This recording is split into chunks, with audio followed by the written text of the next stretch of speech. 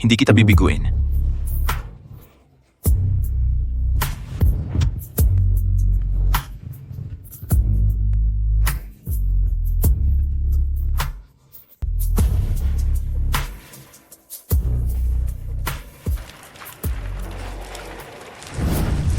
Joel Wo, hinaplos lang ang puwet mo. Pinalo mo siya. Hindi ko kayang tiisin ang mga katulad mo. Mga mayayabang na estudyante sa kolehiyo. Iniisip na ilang taon sa eskwela, special ka na, lumabas ka na.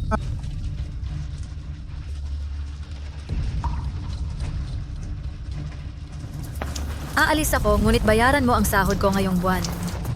Gusto mo ng bayad. Hindi ka magbabayad para sa inis ni Amo Luo. Magpasalamat ka.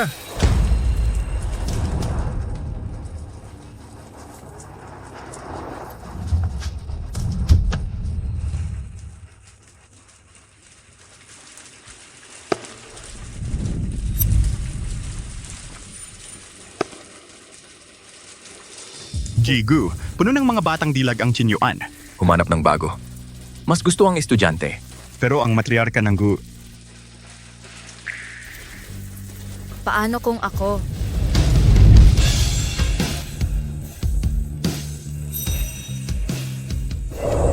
Malinis na malinis ako.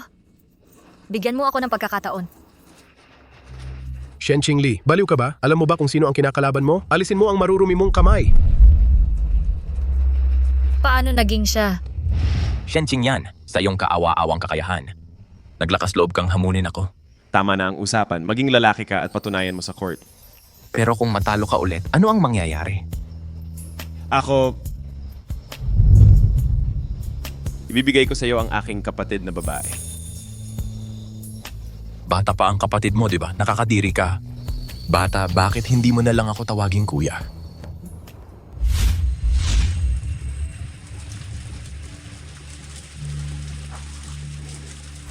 Dalhin mo siya sa hotel. Linisan mo siya. naiintindihan ko. Hindi ko inakalang makikita ko ulit si Guheng. Sa ganitong sitwasyon, Miss, sumama ka sa akin.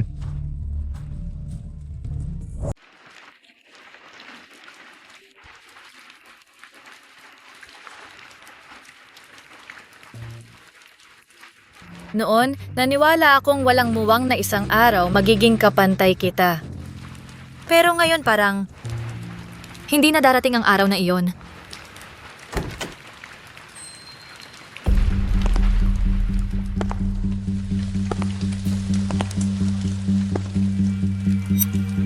Linis na ba lahat?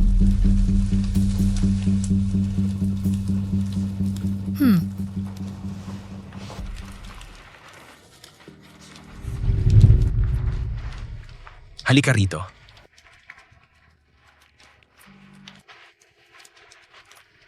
Lapit pa.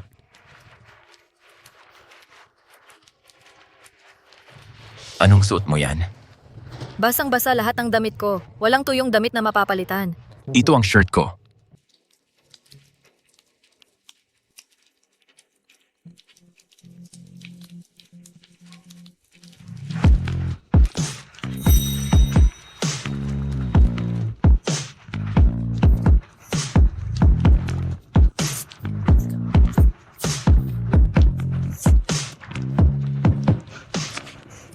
Ito pala ang plano mo. Ang kapal ng mukha mo.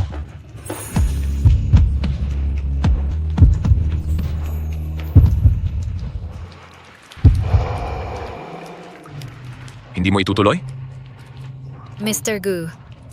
Ako, Hindi ka nakabra? basang-basa. Ang nervyos mo naman? Itutuloy ba natin?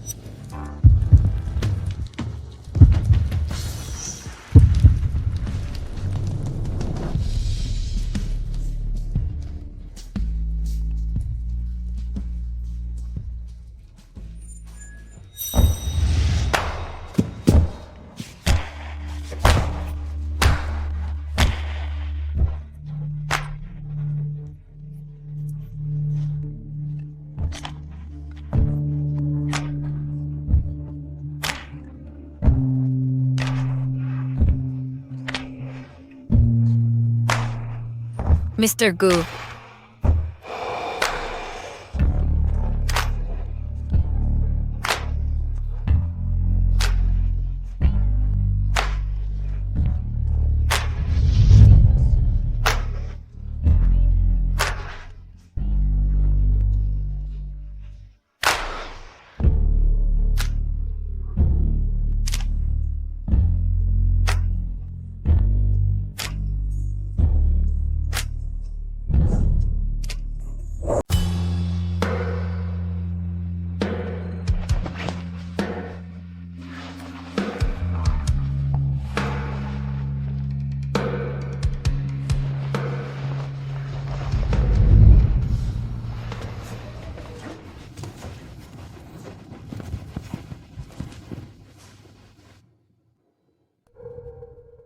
Wala kang dagdag na tulog?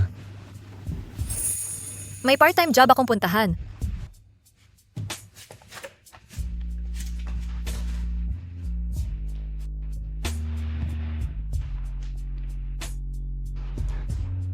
Magkano? 50,000 para sa isang gabi. Hindi ba sobra iyan? 5,000?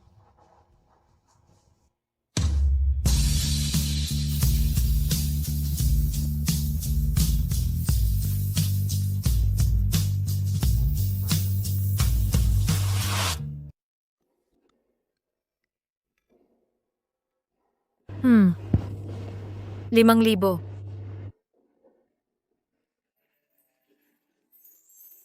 Mr. Gu,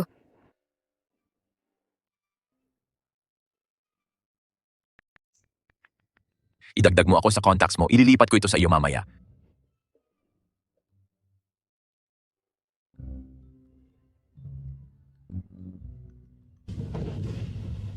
Mr. Gu, aalis na ako.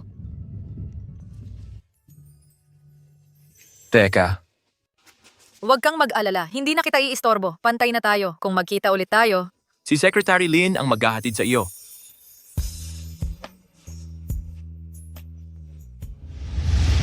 Bakit hindi pa dumating ang transfer?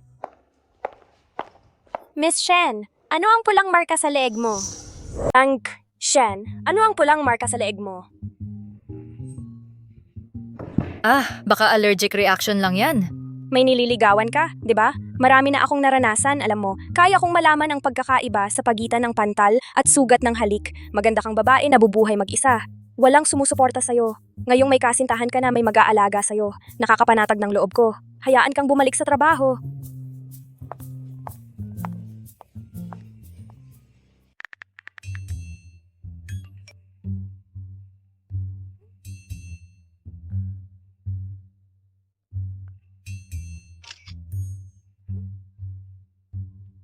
Hindi ba yun ang bank card ko?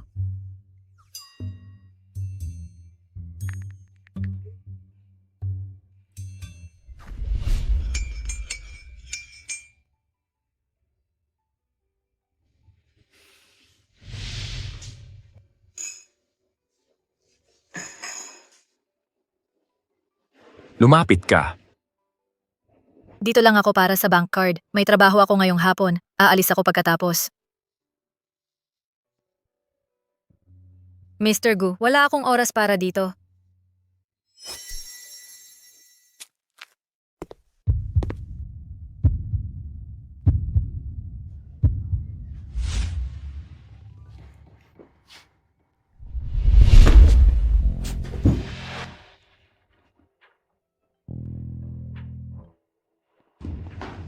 Ano ang problema?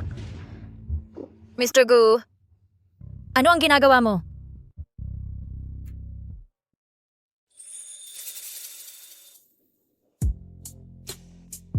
Ang itinuro ko sa iyo kagabi.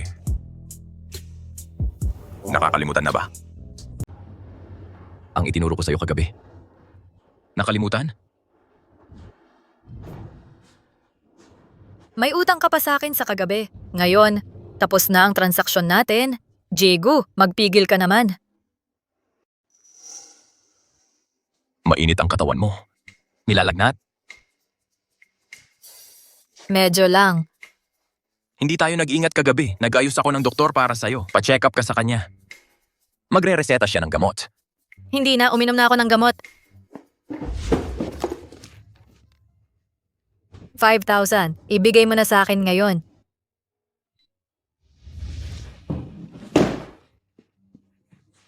Manatili ka para sa check-up ng doktor. Namamaga.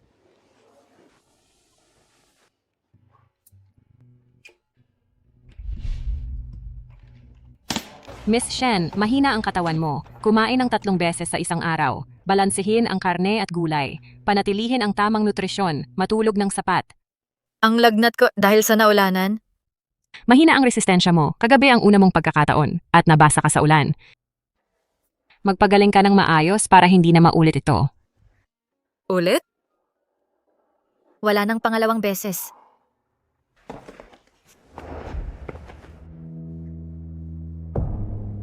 Desidido ka na? Sasama ka ba sa akin?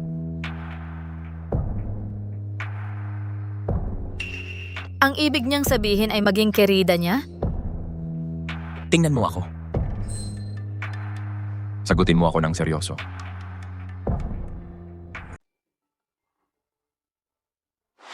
Lee, araw-araw kang umiikot ng napakalayo papunta sa high school section para lang makita siya ng saglit. Sulit ba?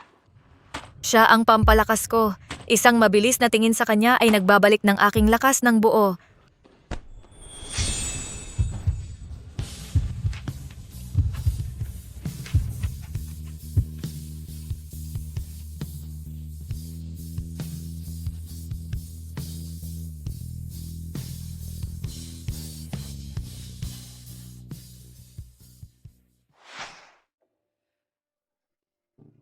Sasamahan mo ba makasama ako? Guheng, hindi na ako pwedeng magkamali. Hindi!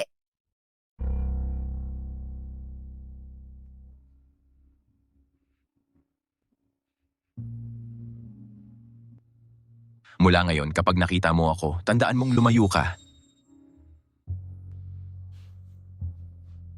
Huwag kang mag-alala, Ginoong Gu. Kung hindi ko naiwan ang card ko sa hotel, hindi ako pumunta para makita ka.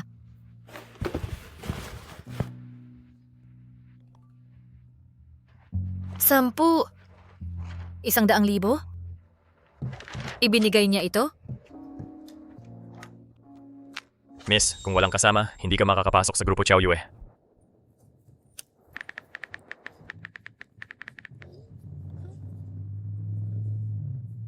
Pinigilan ako? Kumakain ka na naman ng siopaw? Mabilis at madali lang. Gusto mo ng isa, Yuan? Ang tuyo ng mga siopaw na ito. Uminom ka ng soy milk. Hulaan mo kung sino ang mag-lecture ngayon? Hindi ba si Professor Jiang? Kung si Tatay Jiang yon, tatanungin pa ba kita? Sabi ng chismis, ang guest lecturer ngayon ay ang ating visiting professor, si Gu Heng. Ang pinakabatang leader sa industriya ng IT, CEO ng Chow Yue Group. Si Gu ay mayaman at pogi, pangarap ng bawat babae. Nakita ko na ang mga litrato niya, mas pumuputok pa sa crush mo sa campus. Ang kanyang salamin ay nagpapakita sa kanya bilang epitome ng isang restrained heartthrob.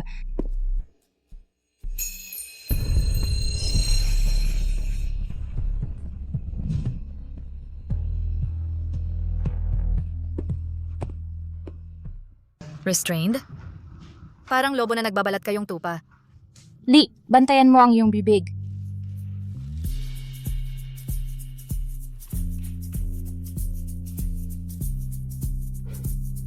Tawagin mo akong Professor Gu. O Guheng na lang. Pagkatapos ng lahat, hindi naman ako masyadong mas matanda sa inyo. Professor, single ka ba?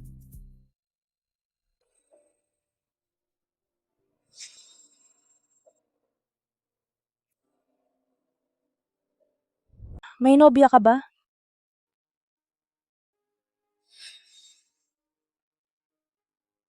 Ang tanong na yan, pagkatapos ng klase, ako ay sasagutin ang inyong mga katanungan. Sa ngayon, mag-focus muna tayo sa economics. Ang mahaba at malakas na mga daliri ni Gu Heng. Anong maswerteng babae ang makakakuha ng ganitong perpektong lalaki?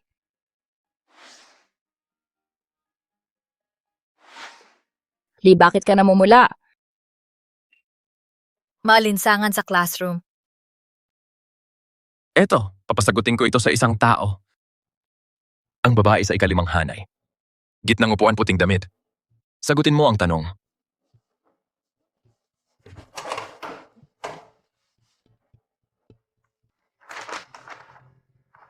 Miss, ano pangalan mo? Shen Qingli. Lakasan mo, hindi ka nag-almusal. Shen Qingli. Miss Shen Qingli, sumasang-ayon ka ba sa aking pahayag?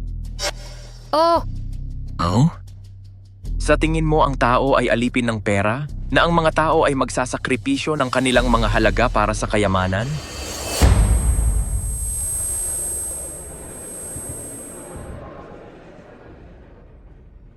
Curious ako. Miss Shen Qingli, ano ang isasakripisyo mo para sa pera? Paggawa? Pawis? o kaya iyong moralidad. Shen Qingli laging mukhang banal at masipag mag-aral. Sino bang mag-aakala na ganoon siyang tao? Hindi lahat ay katulad ng ating Miaoyin maganda at mabait. Umaasa lang siya sa kanyang itsura para makaraos. Sino ba ang nakakaalam ng mga kaduda-dudang bagay na ginawa niya sa likod? Binibining Shen.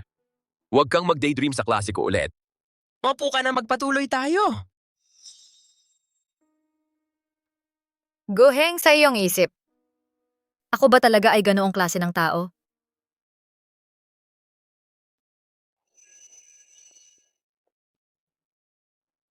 Li, ikaw at si Professor Gu, nagkakilala ba kayo dati? Bakit mo natanong iyon? Ang tensyon sa pagitan ninyong dalawa sa klase ay kakaiba. Alam mo ba, ang profile ni Professor Gu kamukha ng crush mo nung high school ka. Yuan, ikaw talaga nag-o-overthink ka. Siya ay nagpahiram lang sa akin ng pera minsan. Naisip ko na ang plot ng isang CEO romance novel. Makinig ka, babae. Dahil may utang ka sa akin, babayaran mo ng iyong katawan. Tigilan mo ang kalokohan. Ang perang iyon, kailangan ko siyang bayaran ng maayos.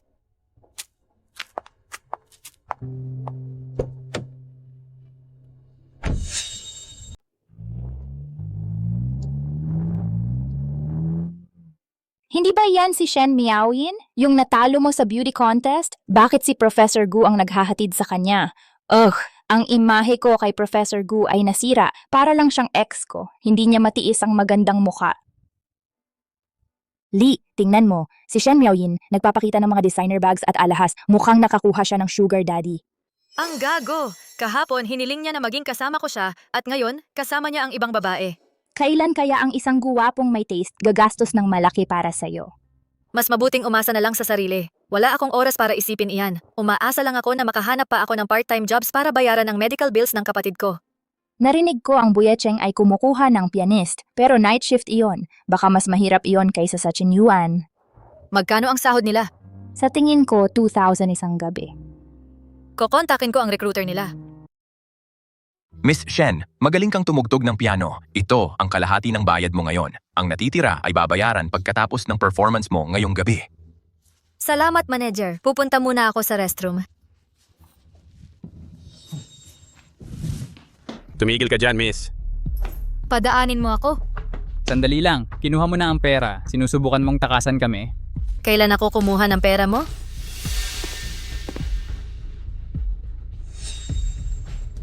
Akala mo ba ang pagtugtog ng piano ng malakas ay nagkakahalaga ng 1,000?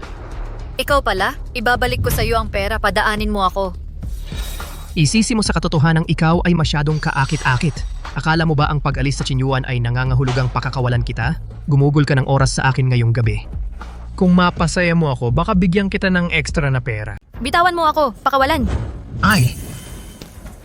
Makulit na munting pusa, hindi ba? Pero ang pagiging makulit mo, yan ang gusto ko! Kapana-panabik! Ha ha ha! Boss, yung VIP ay darating sa Buyecheng ngayong gabi. Unang beses natin sa kabisera, mas mabuting huwag nang gumawa ng eksena. Dalhin mo siya sa kotse ko. Sasamahan ko kayo mamaya. At tatamasahin ang aking premyo. Paano kung lumaban siya? Sumama ka na lang ng tahimik sa kanila o hindi ko masisiguro na makikita mo ang bukas. Mag-isa ka lang, boss. Hindi ba iyon delikado? Ano bang pwedeng mangyari? Kahit ang impluensya ni Guheng hindi kayang protektahan ang mga mamamatay tao dito. Walang mangahas pumatay sa kabisera. Ay, Ay! tigil! Huwag hayaang makatakas siya.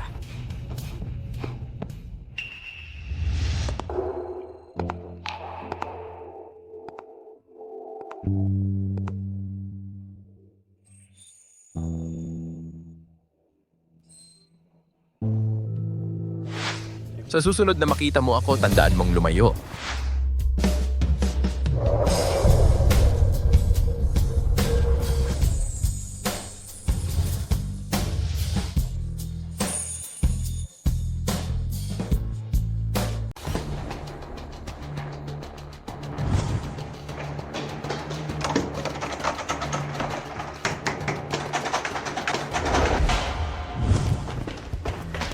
Ginoong Gu, sinusundan namin ang isang babae na nanakit sa aming amo. Inaasikaso na namin siya ngayon. Babae? Duwag pala si Luo Chengde? Tama, galit na galit ang amo namin ilang araw na. Nakuha na namin siya. Ito ang lihim na daanan ni Buya Cheng. Walang makakatakas ng walang gabay. Puro pantasya lang yan. Tumabi ka. Tigilan mo ang pagharang sa daan ni Ginonggu. Ginonggu, mauna ka. Pasensya na sa tagal. Kasalanan namin.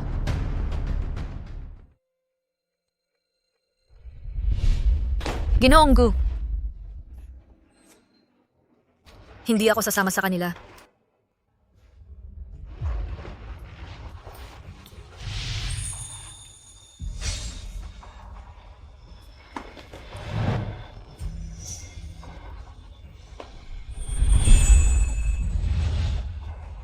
Alamin mo ang lugar mo. Bakit ka nagsasabi na kakilala mo si Amogu? Ginoong Gu.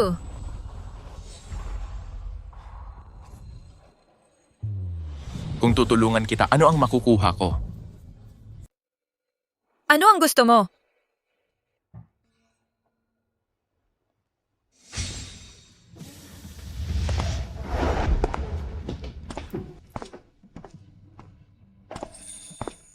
Itatago ko siya.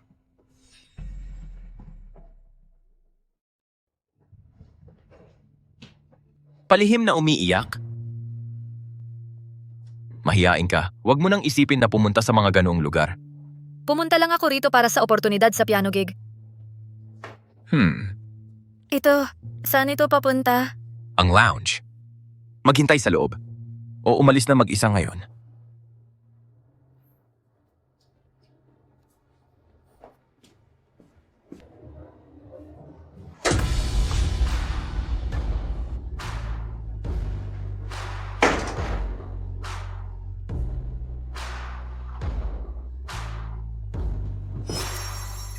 Bakit ibinalik ang 500,000? Sumang-ayon kami sa halaga. Binablock mo ang numero ko. Kinailangan kong kontakin ang bangko. Nang pumunta ako kahapon, hindi ko nakita ang tala ng paglipat. Kaya naman ako nagsalita ng masakit. Ang trabaho ay nasa lahat ng dako. Kailangan mo ng pera ng husto. Noong huling punta mo, tungkol din ito sa pera. Kung gusto mo ng pera, kaya ko itong ibigay. Kung sobra ang kalahating milyon, gawin mo ng maraming beses. Ang ginawa mo nung gabing iyon,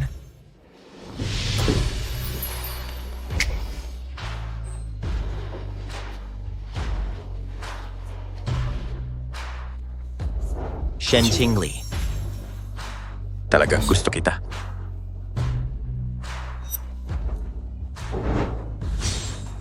Matulog ka sa akin.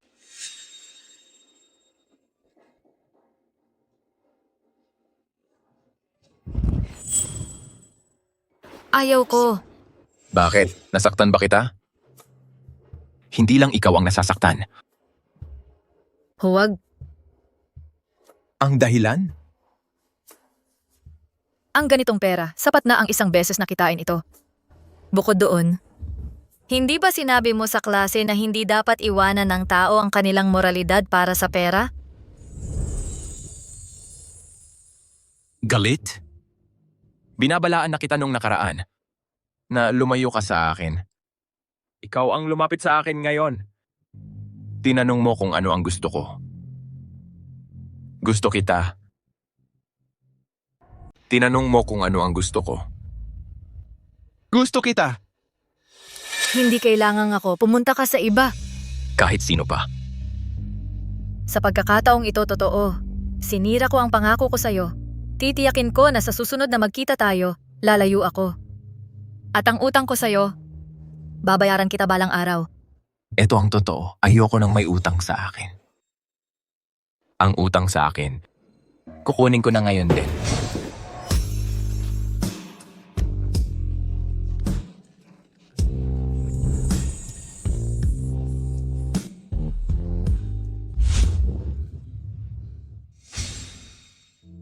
Sabi ko, wag! Ito na ang huling pagkakataon.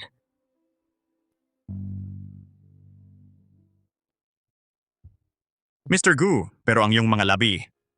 Si Lo Chengde ay naghihintay sa silid. Ano na ngayon? Hayaan mo siyang maghintay. Magmaneho papunta sa universidad.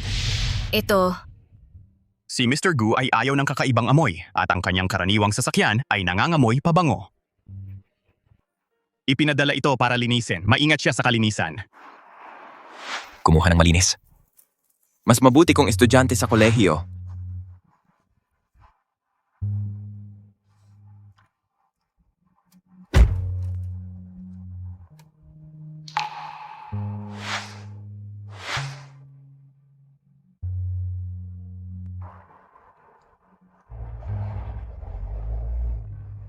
Gusto mo ba? Hindi, tumatanggi ako. Mula nang sumakay ka sa kotse, tinitingnan mo ang kahon na ito higit pa sa isang beses. Kahit gusto mo, hindi mo makukuha.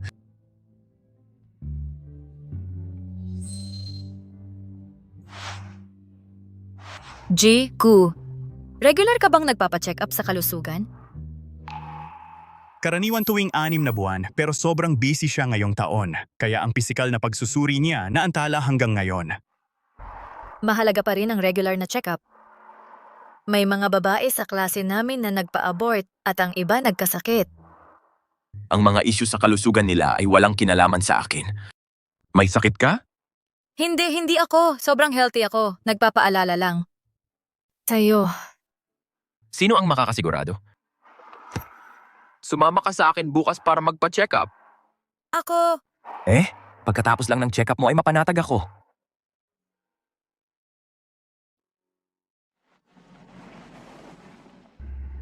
Maglalakad ako ng mag-isa pa uwi. Kung makasalubong mo mga masasamang tao tulad ni Luo Zheng Demole, sampalin mo ng mas malakas sa susunod. Ingatan mo ang sarili mo dyan. Kung magkagulo, tumawag sa pulis. O lumapit ka sa akin.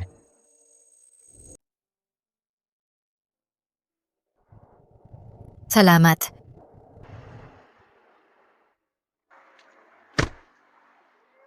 Bigla niyang sinabing hindi siya maganda ang pakiramdam. Anong ibig sabihin nun? Gu. Tiyak na alam ni Miss Shen na nakipagkita ka kay Shen Miaoyin kaya baka nagkamali siya ng intindi. Isinama ko lang si Shen Miaoyin at ang mama ko sa hapunan. Mali ang pagkakaintindi niya. Malamang si Shen Miaoyin nag-post ng malabong mensahe sa social media. Bayaran mo siya ng pera at ipapaliwanag ko ito sa mama ko. Para sa mga ganitong bagay, hindi na natin kakailanganin ang pakikialam niya. Naiintindihan.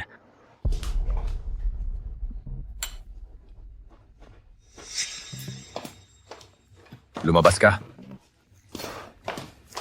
Ikaw rin, umalis ka.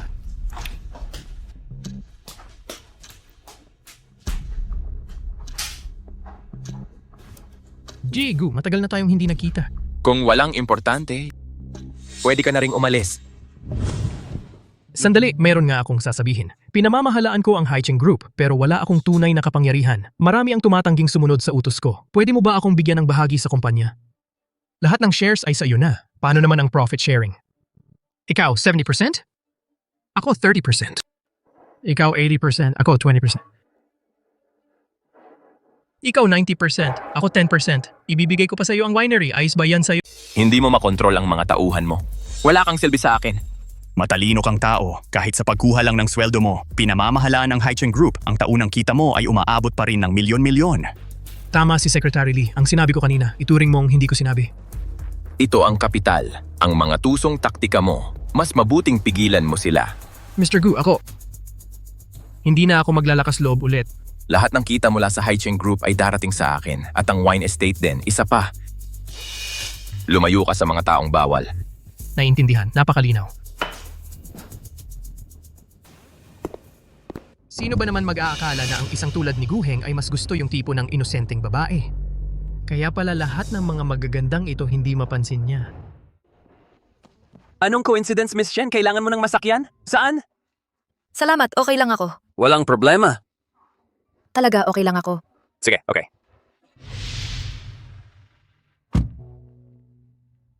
Miss Shen, nandito ako para ihatid ka sa check-up. Hindi kailangan, pupunta ako kapag may oras ako. Ayokong istorbohin. Sumakay ka na sa kotse.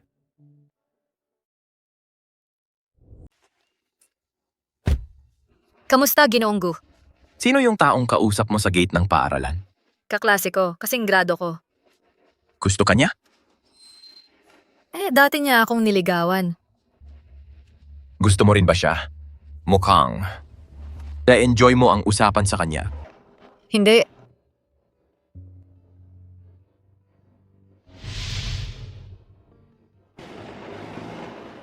Pagbati sa inyong dalawa. Mabuti naman ang kalusugan niyong dalawa. Ito ang ulat medikal. Kung may balak kayong magkaanak, kailangan niyong pagandahin ang inyong kondisyong pisikal. May banayad na anemia kayo. Hindi kami pumunta para sa pagsusuri bago ikasal. Huwag mong sabihing kakasimula pa lang kayong magkasintahan. Maraming kabataan ngayon bago pa maging opisyal na magkasintahan, pumupunta rin para sa mga pagsusuri. Lahat para sa kanilang kalusugang sexual. Ang pangangatawan ng nobyo mo ay perpektong malusog, pero mukhang mas mahina ang katawan mo. Kailangan mong dahan-dahan lang. Ginoong Gu, ang mga ganyang pagsusuri sa katawan ay pwedeng gawin ng personal mong doktor. Bakit pumunta pa sa pampublikong ospital? Para lamang kay Binibining Shen? Ang doktor ko, dududahan niya ang kredibilidad ng ulat. Sa ganitong paraan, matatapos na ito ng permanente. Ang pag-aalala mo para kay Miss Shen ay pambihira. Huwag kang masyadong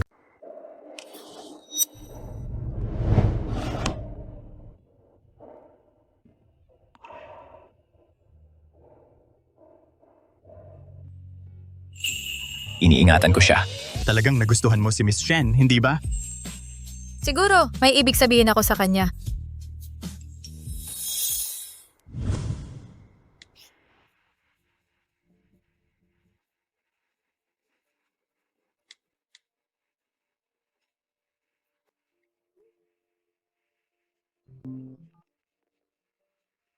Hoy! Bumaba ka dito.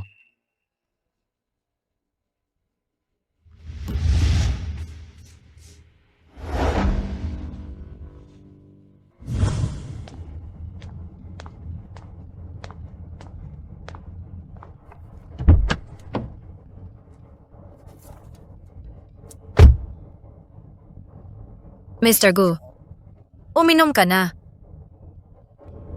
Uminom ako ng pulong ng negosyo. Kung sumasakit ang ulo mo, pwede kitang i-massage.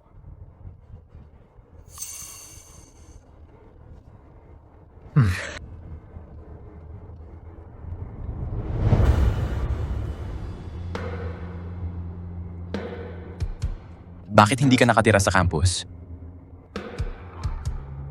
Nag-leave ako sa pag-aaral, kaya lumipat ako. Nag-leave ka. Nagkaroon ng problema sa pera, kaya nag-leave ako. Kapag nakaipon na ako ng sapat, babalik na ako. Noong gabing yon, lumapit ka sa akin. Tungkol ba yon sa tuition din? Bukod doon, may iba pa.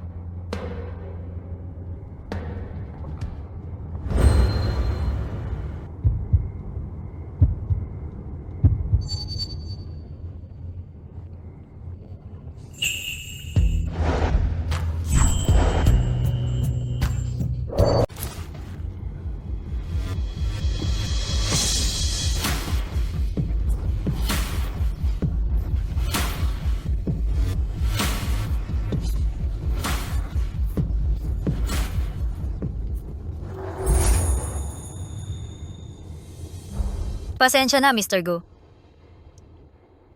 Sira ka ng mood. Shen Xingli. Pumunta ka ba rito? Para matulog lang sa akin? Ano pa? Para bigyan ako ng masahe? Sinabi ko na sa'yo dati. Mr. Gu, kung may ganyan kang pangangailangan, huwag kang pumunta sa akin. Ayaw mo? Umalis ka na. Shen Xingli. Huwag kang mag-overestimate sa sarili mo.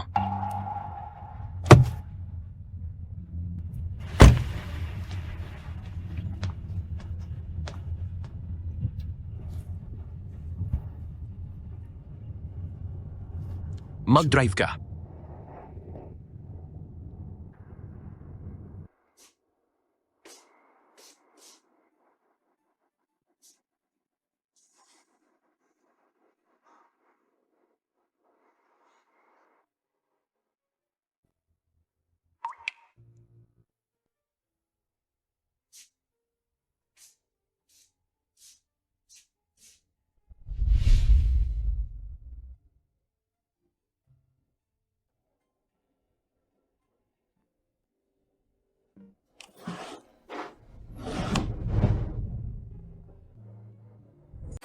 Ma'am Shen, Hmm. ang sweldo noong nakaraang buwan ay na-deposit sa iyong account.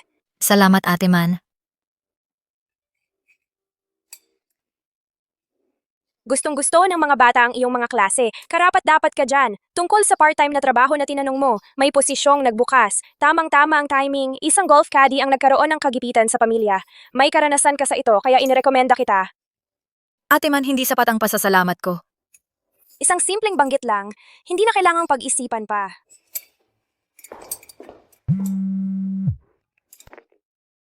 Kumusta? Chingli, akala ko mag-leave ka ng semestre na ito. Tinatakot mo ako, kailan mo lihim na binayaran ang tuition ng semestre? Hindi ko ito binayaran, baka nagkamali ang advisor. Imposible, nakita ko mismo ang iyong payment slip 20,000 yuan. Isang lalaki sa kanyang 30s, nakasuit ang nagbayad nito. Hindi ka mag-anak? Alam ko kung sino iyon.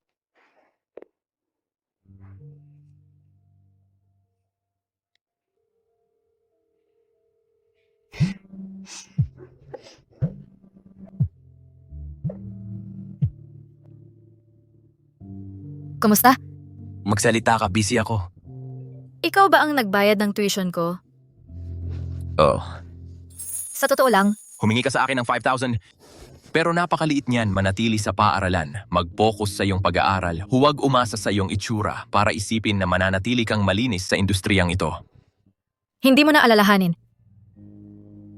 Pagkatapos ng lahat, parang estudyante kita, binayaran ko ang tuition mo, kaya mag-focus sa pag-aaral. Hindi nagsasalita? Guilty conscience. Mr. Gu, sobrang busy. Kahit ang time management gurus ay naiinggit sa'yo, pero nakikialam ka sa mga bagay ko?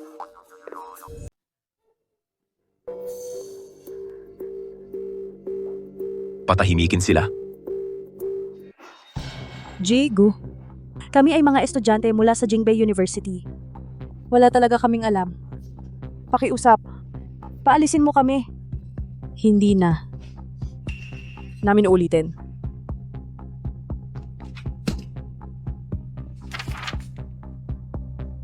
Jigu. Sila ay talagang mga estudyante ng Jingbei University. Isa freshman, isa sophomore. Hindi kami nagsisinungaling, Jigu. Pakiusap, hayaan mo kaming umalis. Ihatid sila palabas. At sabihin sa kanilang principal, natandaan ang aral na ito. Naiintindihan. Mauna ka.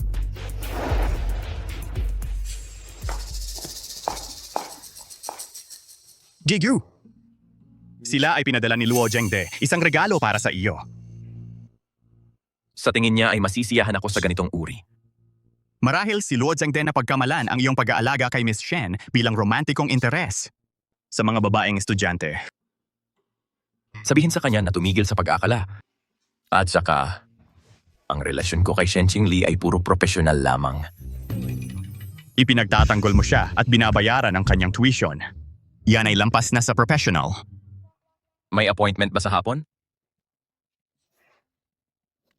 4 p.m. Jijo mula sa Baetek, inanyayahan ka na maglaro ng golf. Tayo ba ay? Jijo. Ay. Ang nakatatandang Jijo ay ipinasa ang kanyang titulong CEO sa kanyang anak na si Zhou Yuze, kaya kailangan niya ang partnership ng chip ng Chao Yue upang patunayan ang kanyang kakayahan sa board ng Bae. Sabihin sa kanya na maghintay sa course. Oh. Jijo. Qingli, Kuya Yuze, akala ko mali ang tao. oo Kuya Yuz, pagkatapos kitang makita bago ang college entrance exam, umalis ka na papuntang ibang bansa. Wala kang pinagbago Kuya Yuze. Kakauwi ko lang nung isang araw at narinig ko sa nanay ko na tinawagan mo siya. Ngayon, nagtatrabaho ka na naman bilang caddy. Maging tapat ka sa akin. May nangyari ba? Kuya, ang seryoso mo kanina. Huwag kang kabahan dahil lang sa sobrang pag-aalala ko sa'yo. Mr. Joe, napakawalang pakialam mo naman. Nakikipaglandian sa isang caddy? Qingli, okay lang. Halika rito. Nagbibiro ka, Mr. Gu. Si Qingli ay parang kapatid na babae na kilala ko mula pagkabata. Paano magkakaroon ng pag-ibig? Palitan mo siya ng lugar. Ikaw ang mag-assist kay Mr. Gu. Mr. Gu, si Chingli. Si Linji ay may karanasan. Tuwing naglalaro ako ng golf, siya ang aking caddy. Dahil ito ang unang pagbisita ni Mr. Joe, isang veteranong caddy ay masisiguro ang mas magandang serbisyo. Pero, Si Mr. Joe ay dumating ngayon upang talakayin ang kooperasyon sa Chow Yue, tama? ayos lang, Chingli, manatili ka muna kay CEO Gu, susunduin kita mamaya.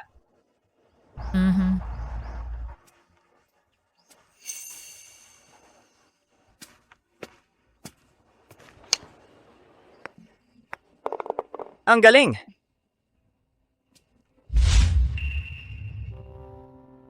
Mag-resign ka na. O pipilitin kita. Ito'y sarili kong negosyo. Iba ang nagbayad ng presyo. Wala akong pakialam kung umalis ka, pero ang binayad ko, pupunta ka pa rin. Babayaran kita, ibabalik ko ang pera mo. Sino ang magbabayad? Mr. Joe. Nagkakilala kami ni Yuze, hindi. Yan ang iniisip mo at hindi ko kukunin ang pera niya. Tinatawag mo siya ng napaka-close? Ano ang ginawa mo sa kanya? Bitawan mo ako. Shen Chingli. Binalaan na kita. Mas mabuting mag-ingat ka. Huwag mong hayaang malaman ko ang ginagawa mo sa ibang lalaki.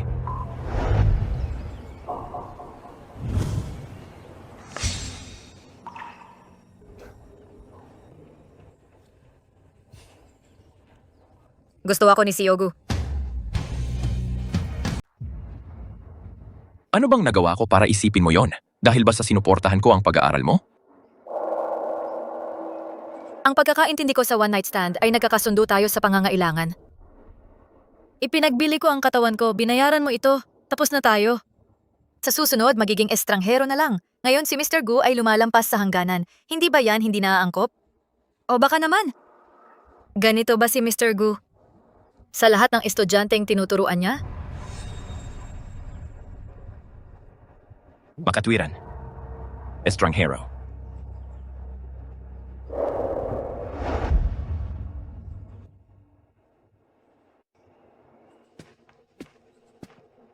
Chingli, kailangan mo ng pera. Bakit hindi mo sinabi agad? Kung alam ko lang, napuntahan na kita. Hayaan mong i-transfer ko muna itong pera para sa emergency. Hindi na, Kuya Yuze. Sapat na ang kinikita ko ngayon, pati na ang pang-opera ni Bunso. Jingli, isipin mo na lang itong pera bilang premyo sa pagpasok mo sa universidad. Talagang hindi kailangan. Ang mga part-time ko ay kumikita 10,000 bawat buwan. Sapat para sa gamutan ni Bunso at may natitira pa. Chingli, pagkatapos ng ilang taon, kailangan bang lumayo ka pa rin? Dahil talaga, napakahalaga ng relasyon natin, kaya hindi dapat nating hayaan na ang pera ay masira ang meron tayo. Sige. May business banquet ako sa kabisera bukas at kailangan ko ng kasama. Mag-leave ka bukas at samahan mo ako. Huwag mo akong tanggihan ngayong pagkakataon o masasaktan ako. Sige, sasama ako sa'yo. Sige. Mr. Joe, angkop bang isama ang isang golf caddy tulad ni Shen Chingli? Sa ganoong kahalagang okasyon? Perfect si Chingli. Pasensya na at late ako.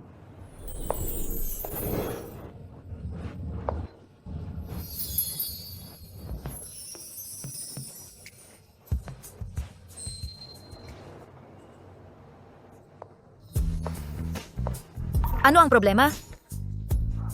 Mukha ba talagang kakaiba? Ang ganda mo. Manatili ka sa tabi ko mamaya. Ang bait mong babae, huwag kang maglakas loob na sumama sa ibang lalaki.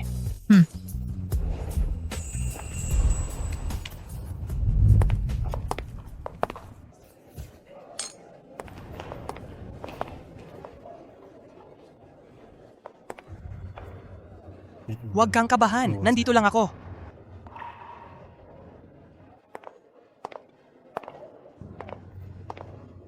Si Young Master Zhou. Chairman Zhao.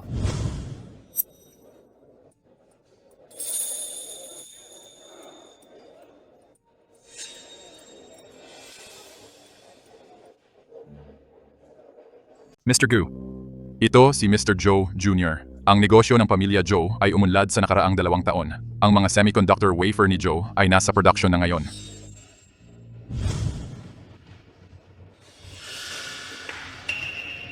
Nagkita na tayo dati. Tungkol sa pakikipagtulungan, kailangan pa ng Chow Yue ng mas maraming oras para magdesisyon. Ang pinakabagong batch ng mga wafer ni Joe ay pumasok na sa produksyon.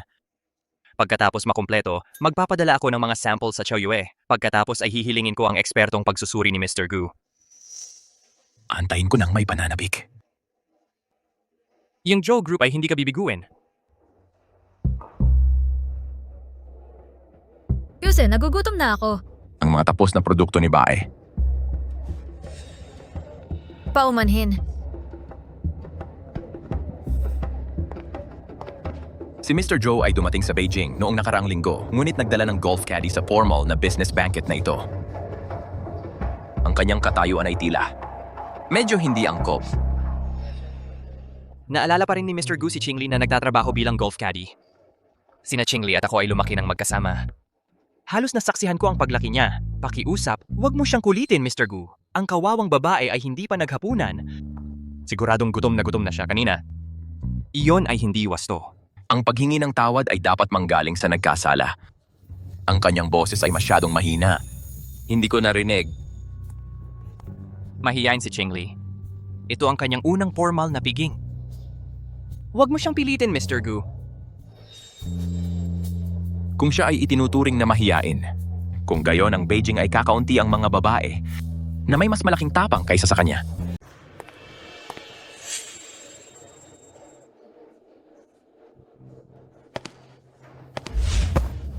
Ang saya nito.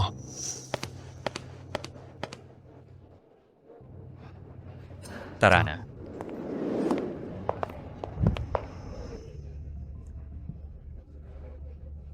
Qingli. Ikaw. Kilala mo si Mr. Gu? Ako. Hindi ko siya kilala. May gusto ka pa bang iba? Baka juice? Kuya Yuze, nandito ka sa piging malamang may mga kailangan kang makilala. Huwag mo akong alalahanin, hahanapin kita pagkatapos kumain. Sige. Dito ka lang. Nasa ballroom ako.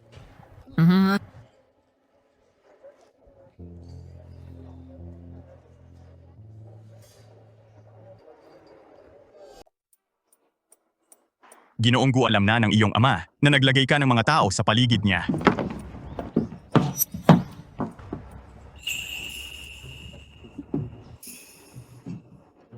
Ginoong Gu, kalihimlin, ang galing ng pagkakataon. Miss Shen, bakit wala ka sa bulwagan ng piging? Ako. Masyadong mainit sa loob. Lumabas ako para huminga ng hangin. Miss Shen, wala ka bang narinig na kahit ano? Wala akong narinig!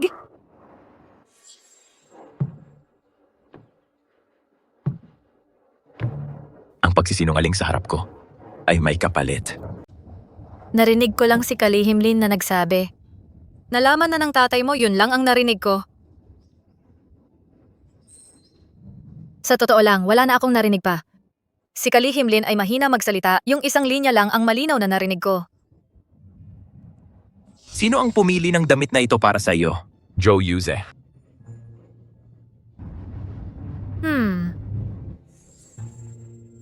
Shen Qingli. Alam mo ba kung ano ang itsura mo? Parang prinsesa.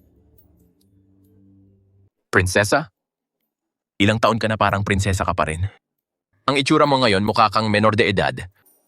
Hindi bagay sa iyo ang damit na ito.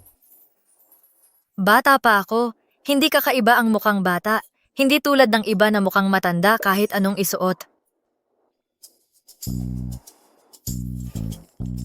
Hindi matanda si Joe Yuze. Kakadating lang niya sa kabisera at sumasayaw ka na ba kasama siya? Isang bata kang walang muwang. Nabibiktima ng matatamis na salita at sumusunod sa kanya ng bulag-bulagan. Si Yus at ako hindi kung ano ang iniisip mo. Siya ay tunay na mabait. Sino ang nakakaalam? Huwag kang masyadong mapaniwalain. Joe Yuze. Maaaring hindi na siya ang parehong tao na kilala mo noong bata ka. Menor de edad.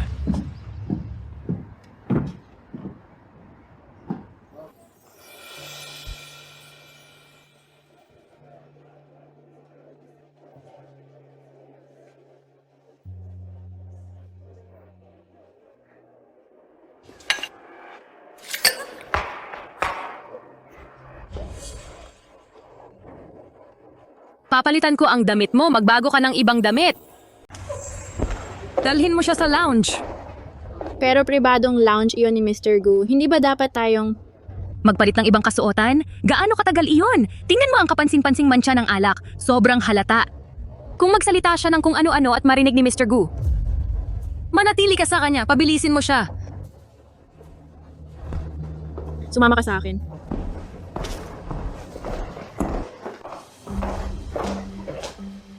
Kunin mo ito. Magpalit ka sa silid na yon. Bilisan mo. Iyan ang ekstrang panggabing gown ni Miss Jiang.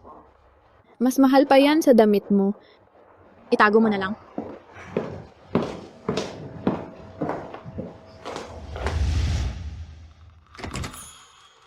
Mr. Gu, narito ang malinis na damit para sa iyo. Malamang hindi alam ni Miss Jiang na ayaw mo ng amoy pabango. Lumabas ka. Opo. Lumabas ka na, umalis ka. Bakit nandito ka pa?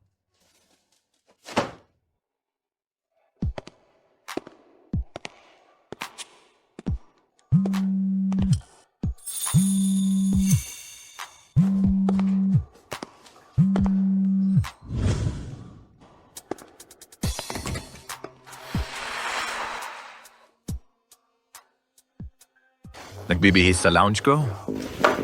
Gumagamit ka na naman ng dati mong pakana? Shen Qingli, maganda ba ito? Pumasok lang ako para magbihis. Nadumihan ang damit ko. Dinala ako ng assistant ni Miss Jiang dito. Hindi ko alam na ito pala ang dressing room mo. Jiang Lu. Binuhusan niya ng alak ang damit ko. Halika dito. Alis ako pagkatapos kong magbihis. Pwede ka bang umikad muna? Nasaan si Zhou Yuze? Busy siya. Kaya ko naman ito.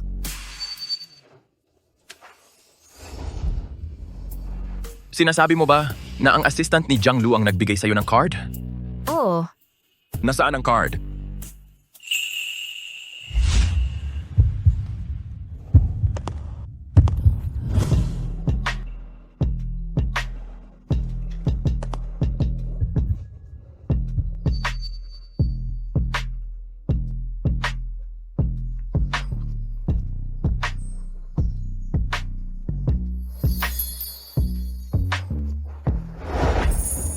Pwede na ba akong umalis?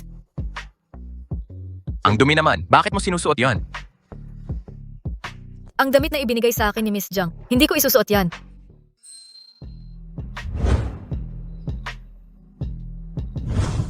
Hubarin mo ang damit. Pinakuha ko kay Secretary Lin ang mga ito sa sukat mo. Hindi naman kailangan yon. Sinabi ko sa'yo na tanggalin mo yan, pero suot mo pa rin? Hindi mo kayang pakawalan? Iyang bigay sa'yo ni Zhou Yuze? Ikaw, pwede bang humarap ka o umalis ka? Dapat bang kunin ko ang iyong mahal na Yuze para tulungan kang magbago?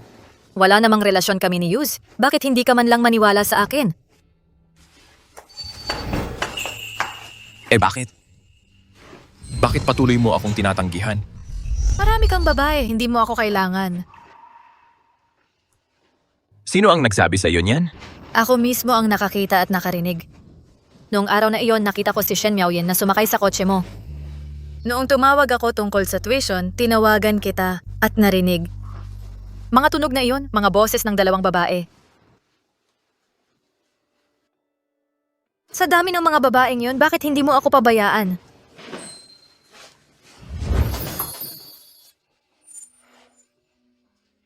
Anong pabango ito? Wala akong pambili ng pabango.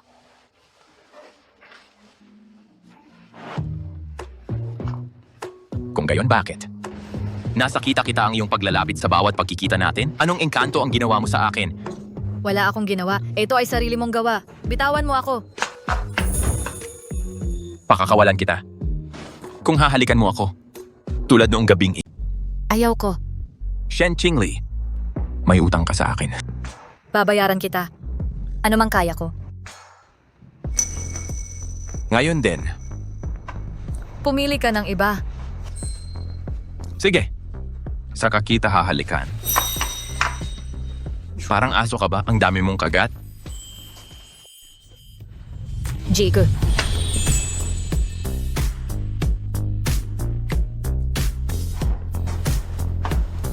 Tutulungan kitang palitan. ako na lang.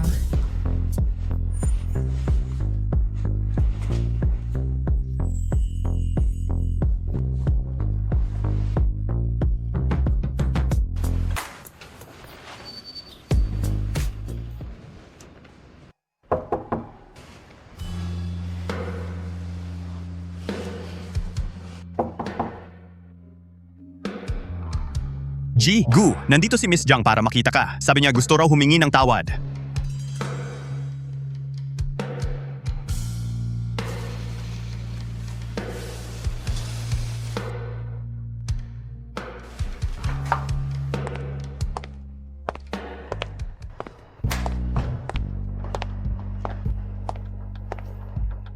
Bakit ako hinahanap ni Jiang Lu?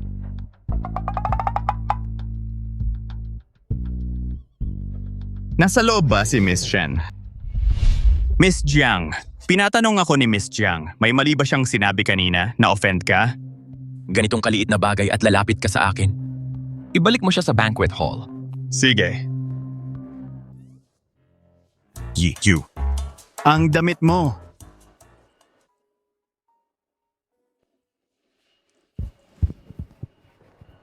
Kumuha ka ng isa pang malinis na suit. Ang babaeng dinala ko ngayon ay ang gusto mo.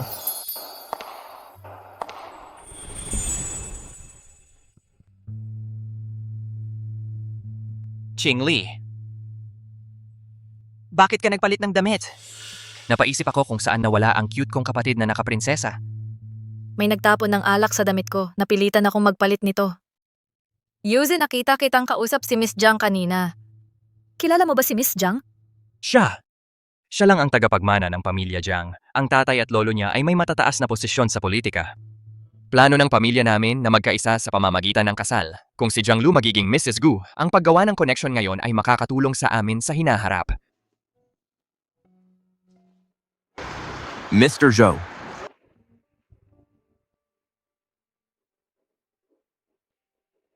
Umalis ka na, Mr. Gu? Sa kasamaang palad, ang mga babae ay patuloy na lumalapit kay Heng. Ang bangketeng ito ay sobrang nakakainip. Masyado kang mapagpakumbaba, Miss Jiang. Ang gwapong itsura ni Mr. Gu at kahangahangang kakayahan. Natural na umaakit ng mga elite na babae na naghahanap ng kanyang atensyon. Ano ang estado nila? Kahit na magpalitan sila ng ilang salita sa kanya, hindi sila magpapakasal sa pamilya Gu. Yuze, maghihintay ako sa kotse.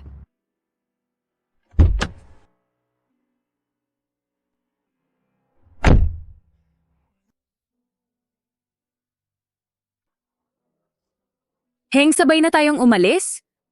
May iba pa akong gagawin. Secretary Lin, samahan mo siya pa uwi. Naiintindihan. Mr. Zhou, kailangan mo ng sakay. Akala ko busy ka. Hindi magkatugma ang mga destinasyon natin. Babalik ako sa Chaoyue.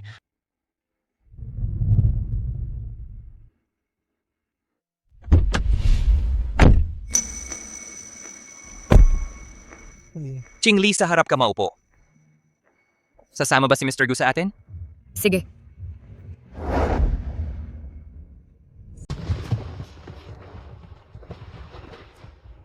Yuze, ako ang mauupo sa likod.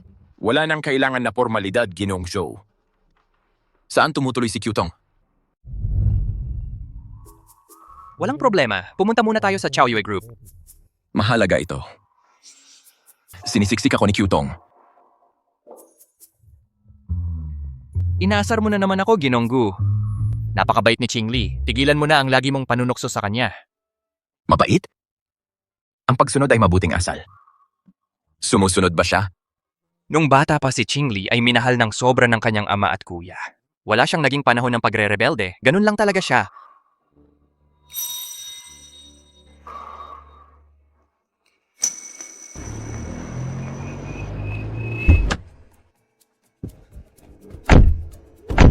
Qingli, aalis ako bukas bunso. Kung may mangyari man, tawagan mo ako.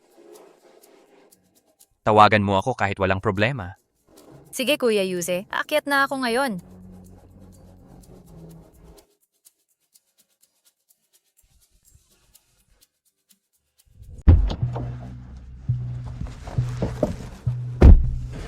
May gusto si Mr. Joe sa kanya.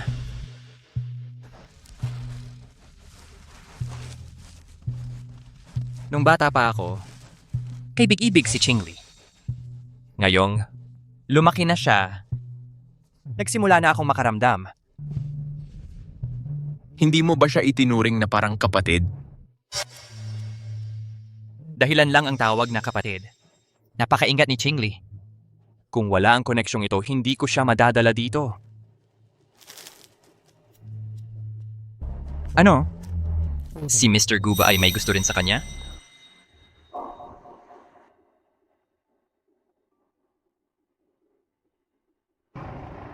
Regular.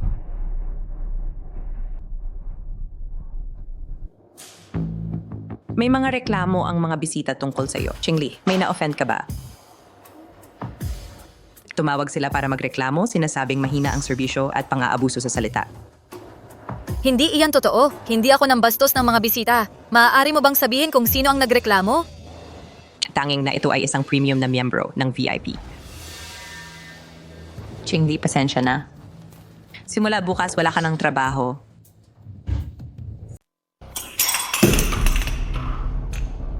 Yung Shen Chingli. Kahit high school graduate lang nagtuturo ng pagpipinta sa apo ko, kung bumagsak siya sa CAFA exam, sasagot ka. Lola, pag-usapan natin ito ng pribado, huwag mong guluhin ang ibang guro. Walang kwentang tao ka. Sino ang nagbigay sa'yo ng karapatan na tawagin kang guro niya? Hinihingi ko. Agarang refund kung hindi. Magsisisi ka sa pagsalungat sa akin. Lola, pakihinaan mo ang loob. Chingli, hindi ito ang unang pagkakataon na humingi ng refund ang mga magulang. Magpahinga ka ng ilang araw hanggang sa maayos ko ito. Ingat ka muna. Pasensya na, kuman na naman akong nagdudulot ng problema. Okay lang. Umalis ka muna. Sige, umalis ka na. Una, trabaho bilang golf caddy. Tapos itong pagtuturo. Hindi ito mga nagkataon lang. Miss Ku, dapat akong mag-resign bilang teaching assistant. Ang mga pagkalugi sa institusyon ay maaaring ibawas sa aking sweldo ngayong buwan. Salamat sa lagi mong pag-aalaga sa akin. Kuya, kung hindi nangyari ang lahat ng ito, mas mabuti sana. Eto na. Ang huling putahe. Ang batang ito ay masyadong masilan. Siya lang kumakain ng pagkain na niluto ng kanyang kuya. Hindi ako masisisi, ang galing magluto ng kuya ko. Kailangan kong kumain ng luto niya araw-araw. Sige. Pakainin kita hanggang maging matabang baboy ka. Matingnan mo ito. Kuya.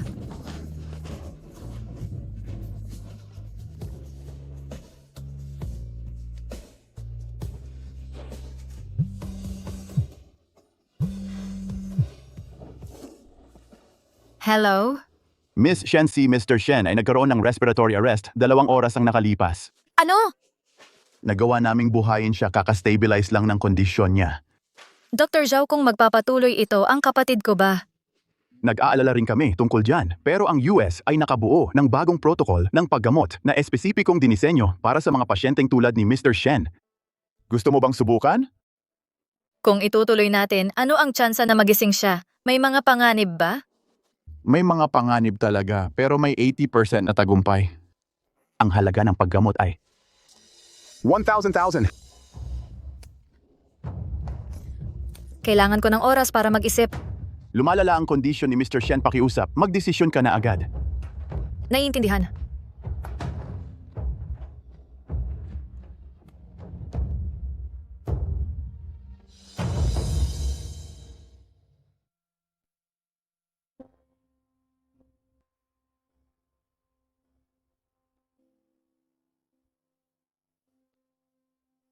₱1,000,000. Pumayag ba siyang ipahiram sa akin yon?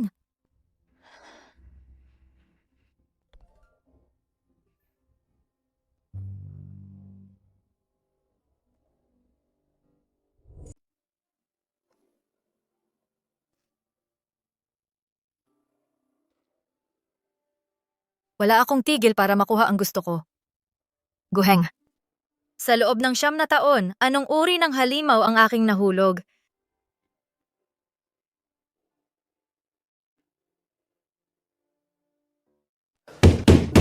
Sino? Ako. Kapitbahay mo sa tabi. Bashaw, hindi mo ba ako aanyayahan sa loob?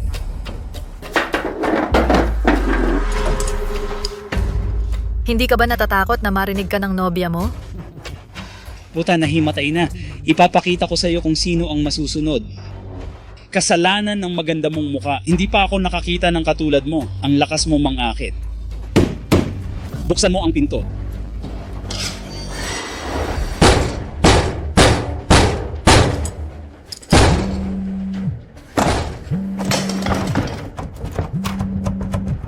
Qingli, ano ang ginagawa mo? Bakit ang ingay? Kuya Yuze, Ano ang nangyayari? Nasa Beijing ako. Nasaan ka? sa inuupahan kong apartment, gusto ng kapitbahay na pumasok. Sinusubukan niyang pumasok sa kwarto ko. Ibaba mo at tumawag sa pulis? Pupunta ako ngayon din. Harangin mo ang pinto. Mahal. Mahal, itatrato kita ng sobra. Tumawag na ako ng pulis. Pinabalaan kita. Lumayo ka. Bagong labas ng bilangguan, ang mga daya mo hindi gagana sa akin. Huling babala, huwag kang lalapit! Mahal, nandito na ako.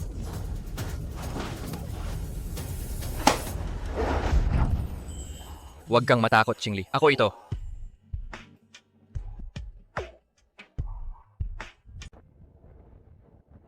Qingli, manatili kang kasama ko, tumuloy ka sa bahay ko. Ang mga paupahang ito ay hindi sapat na ligtas. Ginoong Joe, si Ginong Gu ay nasa Nightless City. Pumunta ba tayo? Hindi ngayong gabi makikipagkita tayo kay Chow Yue bukas. Pero, kaarawan ni Ginang Jianglu. Dapat kang pumunta, huwag mong hayaang maantala ang iyong trabaho. Ayos lang ako, Yuze. Medyo nanginginig lang.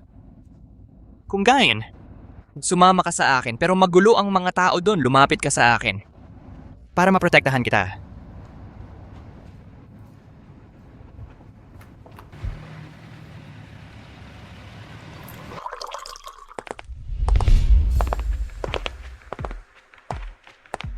May dala bang date si Ginoong Joe?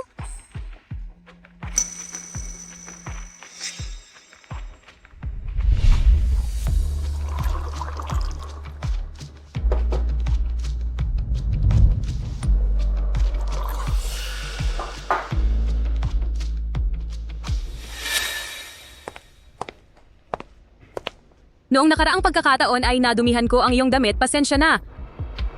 Hayaan mong mag-toast ako para sa iyo bilang paghingi ng tawad. Iba ang itsura mo kumpara noong nakaraang pagkakataon. May sakit ka ba?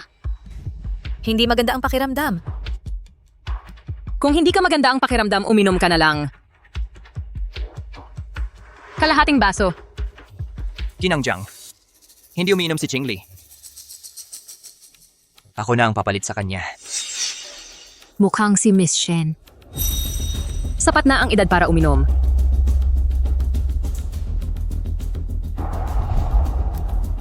Jianglu. Jianglu.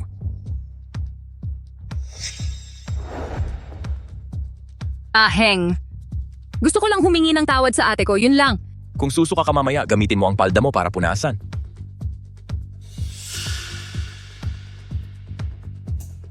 Umalis ka.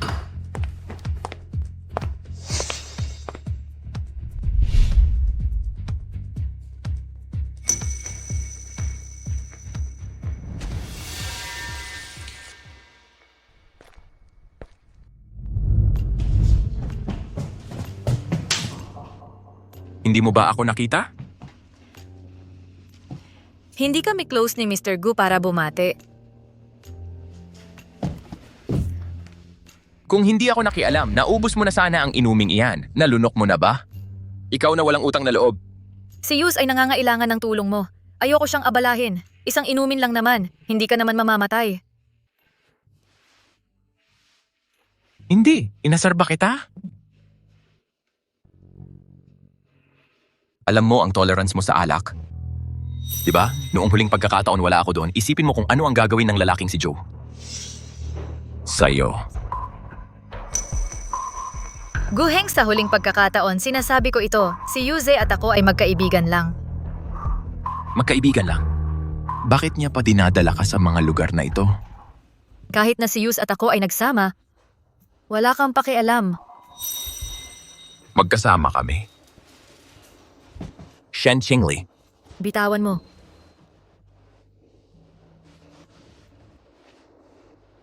Kailangan mo ng pera or lalaki? Tumanggi ka sa pera ko, pero kumakapit ka kay Joe Yuze sa sandaling dumating siya. Tumigil ka sa pagsasalita. Makipaghiwalay ka sa kanya o sa susunod. Ahalikan kita sa harap niya. Guheng, bakit mo ipinipilit na pahirapan ako ng ganito? Gusto ko lang mamuhay ng payapa. Bakit? Ang makasama ako pumipigil sa'yo na mamuhay ng maayos? Bakit kailangan mong makasama si Joe? Para mabuhay ng maayos, wala akong karapatang pumili. May nakita akong pagkakataon ng pag-asa. At bumalik ulit sa latian.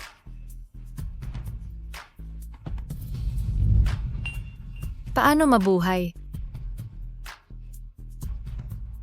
Manatili ka sa akin. At magkakaroon ka ng kalayaang pumili.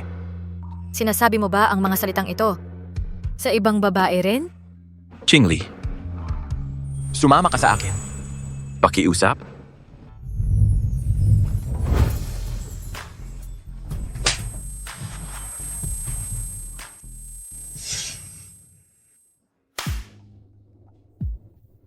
Kakapatay lang ng lamok, pasensya na kayo. Tuloy lang tayo uminom at kumanta pa.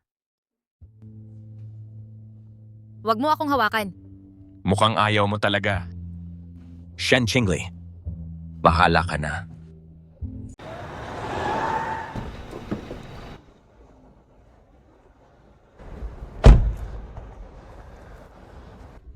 Sumama ka sa akin. Okay lang ba? Mr. Joe, kanina maayos naman ang lahat. Pagkatapos bumalik ni Mr. Gu mula sa banyo, bigla niyang tinanggihan ang kontrata. May tanga ba na nakasakit sa kanya? Ayos lang. Siguro may mga problema talaga sa kontrata. Pag-aaralan namin ito ng mabuti. Pag-usapan natin sa susunod na buwan. Qingli, ang kapatid ko ay aalis papuntang Amerika bukas. Pwede mo ba? Ginoong Yuz, pupunta ka sa Amerika?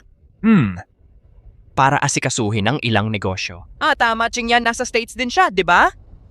Pwede ba akong sumama sa iyo? Ang tiket ng eroplano, babayaran kita. Siyempre, pero hindi ko kukunin ang pera mo para sa tiket. Kahit ngayon, formal ka pa rin. Kaibigan ko rin si Qingyan. Sa pagkakataong ito, isipin mo na lang na pagbisita ko sa kanya. Huwag mo na akong tanggihan muli. Uuwi na ako. Mr. Joe, nawala ng trabaho si Miss Shen. Bakit hindi kanya hingan ng tulong? Sa susunod, sa harap ni Qingli, banggitin mo ito. Tumigil ka sa pagsunod sa akin. Naunawaan.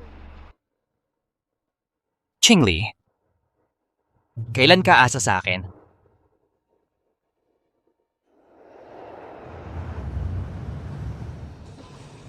Ginoong Yuze, binisita mo rin ba ang kapatid ko? Oh, magkasama kaming lumaki ni Qingyan. Pagkatapos ng aksidente niya, marami na akong beses na bumisita. Kuya, nandito ako para makita ka. Umalis na ang pamilya ni Tito.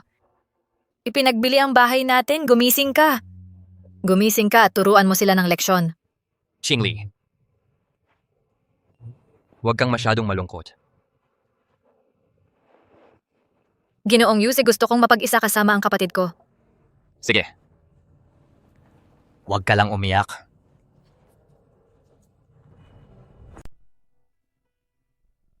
Uy, nakasalubong ko uli si Guheng, kamukha niya ang dati. Pero may pagkakaiba rin. Para sa medical mong gastos. May nangyari na hindi ko akalain na posible. Ano sa tingin mo sa ginagawa ko? Ang totoo, may personal din akong dahilan. Matagal ko na siyang gustong palihim. Kung gising ka lang, baka suuntukin mo ako. Pero baka kung marinig mo, tungkol sa akin at sa kaaway mo. Nagkatulog. Magagalit ka siguro ng magising.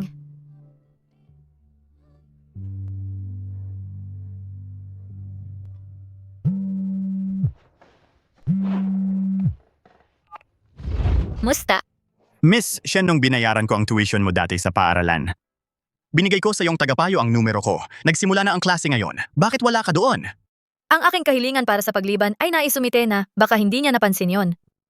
Personal ang aking edukasyon. Kung makipag-ugnayan sa iyo ang paaralan, muli sa hinaharap, huwag mo na lang pansinin.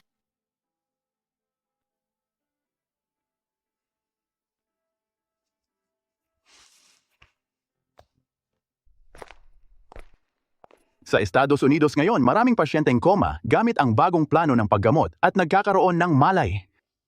Naniniwala ako ganyan din si Mr. Shen. Tingnan mo si Mr. Jiang dito na kinabang siya sa gamot na ito. Ngayon nakakalakad na siya tulad ng normal. Pumapayag ako sa bagong paggamot. Pero ang gastos. Miss Shen, sa aking palagay, kung magising si Mr. Shen, kahit magkano ang halaga ay sulit. Lumalala ang kanyang kondisyon. Ilang beses pang respiratory failure, hindi ko masisiguro mabubuhay siya. Ito ay tapat na payo, mangyaring isaalang-alang ito. Sabi ni Dr. Zhao may bagong gamutan si Qingyan. Pero hindi mo kayang bayaran. Hindi ako sigurado kung gusto ko gumamit ng bagong gamutan. Kakaunti lang ang pasyenteng gumagamit. Nag-aalala ako. Naniniwala ako na si Qingyan ay nakahiga sa kama na walang malay sa loob ng 2 taon. Ngayong alam niya na may bagong gamutan, gugustuhin niyang subukan ito. Pero ang 1,000,000 piso na halaga ng gamutan. Babayaran ko ito. Sobra iyon. Huwag kang mag-alala, hindi ko ibibigay sa iyo ang pera ng walang kapalit. Kamakailan, pinipilit ako ng nanay ko na mag-date. Qingli, gawin mong pabor ang iyong kapatid. Magkunwaring nobya mo ako. Hindi ba iyan hindi angkop? Perpekto ito. Gusto ng nanay ko ang mga babaeng tulad mo, mga inosente at dalisay na babae. Sa nakaraang taon, nakatutok ako sa trabaho. Wala akong oras para sa nanay ko. Matutulungan kita. Pero itong 1,000,000 piso, ituring mo itong utang. Kapag nakaipon ako ng sapat, babayaran kita. At ang kapatid ko, kapag siya ay nagising, maaari ka naming bayaran ng magkasama. Magaling ang kapatid ko sa pagkita ng pera. Sige. Yuse, Nagpa-practice lang ako. Kung hindi, magkakamali ako sa harap ng nanay ko. Magkakamali ako sa harap ng nanay ko.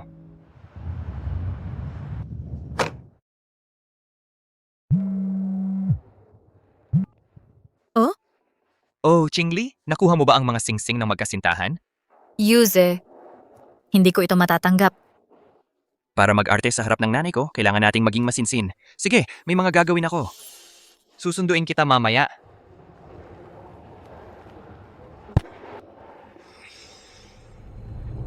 Si Binibining Shen ay hindi maaring maging malungkot. Pinili ito ni tagapamahala Zhou buong gabi. Mukhang gusto mo ito. Sasabihin ko kay Yuz na ilagay ang singsing na ito sa iyo. Ikaw? Binibining Shen. Lin? Kalihim Lin. Binibining Shen, ang aming tagapamahala Gu ay nag-aanyaya sa iyo na umupo kasama niya. Busy si Miss Shen, wala siya ngayon.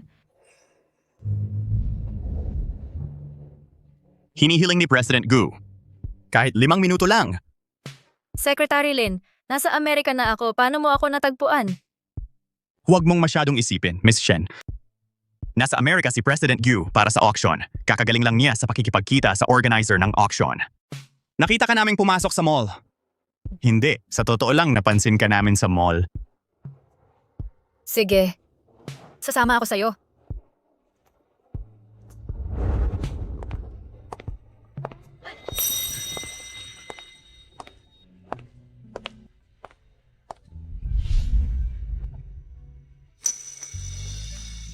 President ko?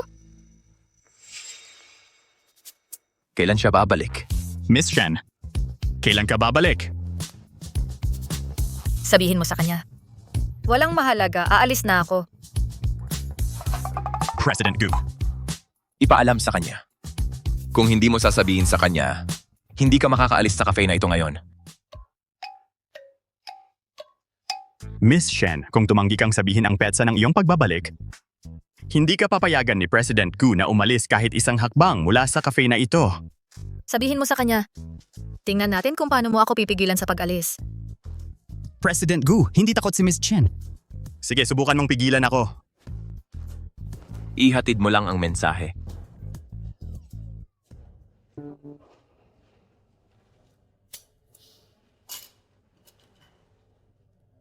Kailangan namin ng tulong mo. Walang oras. Wala nang oras ngayon.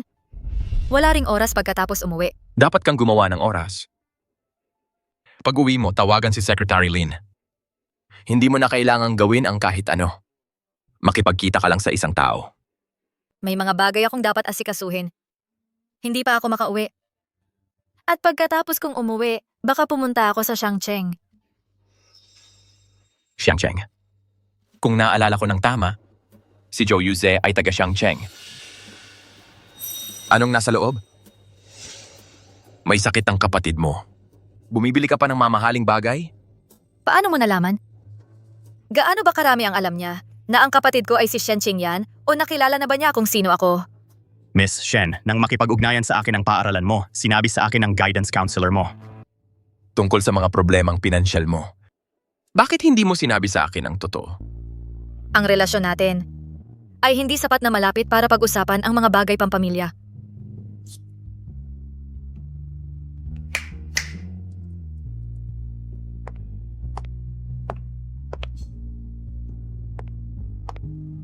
Dalawang taon nang nasa vegetative state ang kapatid ko.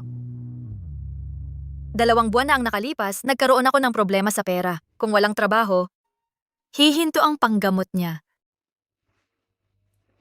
Shen Qingli. Ganun ka ba ka-naive? Ha? Itong walang muwang na estudyante ang nasa harapan ko ay ang perpektong halimbawa.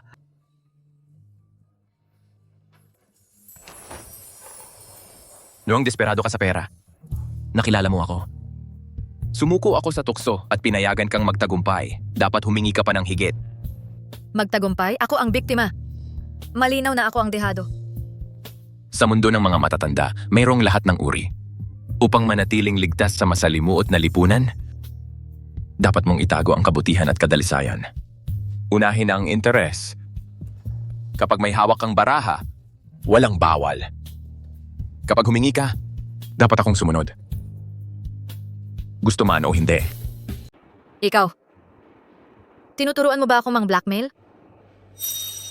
Parang negosyo lang ito. Kumusta na ang kapatid mo ngayon? Stable siya. Ako na ang bahala sa kanyang medikal na gastos. Bumalik ka sa eskwela.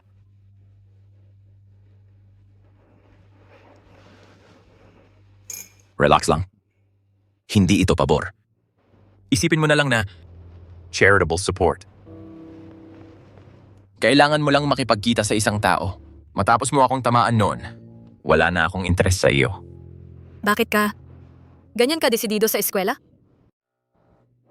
Ang mundo ay napakalupit. At education ay nagbibigay ng proteksyon laban sa mga tinik ng buhay. Hindi mo nakakailanganing umasa sa iba para mabuhay. Mamuhay ng malaya. First time na parang, totoong profesor ka. At dati, ano ang itsura ko? Salamat sa pagsasabi ng lahat ng ito ngayon. Pero hindi ko matatanggap ang iyong philanthropic donation. Dahilan? Masasaktan lang ako kung tatanggapin ko. Wala akong maibibigay na kapalit. Mabilis matuto. Paano si Zhou Yuze? Kinuha mo ang kanyang... Si Kuya Yuze ay kaibigan ng kapatid ko. Magkakilala na kami.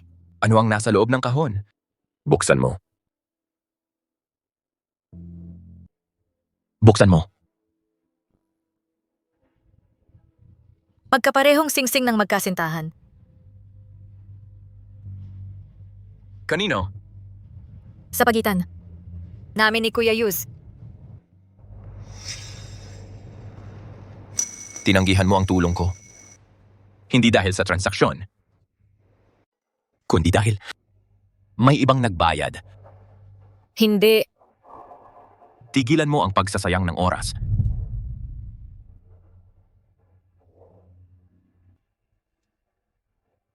Shen Qingli, na-underestimate kita. Ang mga trick na ginamit mo sa akin ay gumagana rin sa iba. Congratulations! Nakahanap ka ng meal ticket. Dito na nagtatapos ang partnership natin. Lin Chuan, ihatid mo siya palabas. Lin Chuan, samahan mo siya palabas. Ikaw, Ako, Ginong Gu. Sinira mo ang dalawa kong part-time na trabaho. Ang mang-insulto ng tulad mo. Walang armor ang makakaprotekta sa akin mula sa iyong kapangyarihan. Shen Qingli, anong ibig mong sabihin? Alam mo naman, kung ano ang ibig kong sabihin.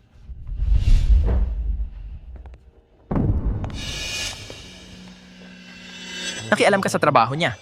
Presidente Gu, kung wala ang utos mo, hindi ako maglalakas loob. Pumunta ka at magtanong sa mga tauhan ng golf course.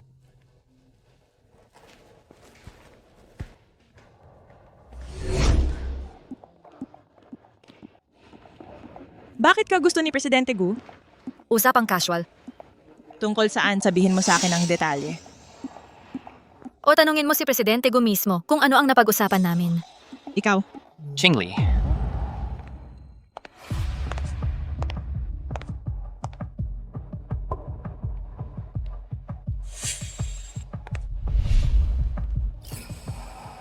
bakit hindi mo suot ang singsing? Ito ay palaging isang pagganap para sa iyong tiyahin. Isusuot ko ito kapag kailangan. Nakilala ni Qingli si Presidente Gu ngayon. Tinanong niya kung kailan ako babalik. Gusto niyang makipagkita ako sa isang tao. Qingli, hindi ako dapat makialam sa personal mong buhay. Mapanganib si Gu Heng. Higit pa siya sa isang CEO. May connection sa ilalim ng lupa. Napansin ko sa Beijing, labis siyang interesado sa iyo. Lumayo ka sa kanya. Naiintindihan ko, mula ngayon iiwasan ko siya. Qingli, marami akong apartment sa Shangcheng. Pwede kang tumira hanggat gusto mo. At saka, tingnan mo kung anong trabaho ang gusto mo. Matutulungan kitang maghanap.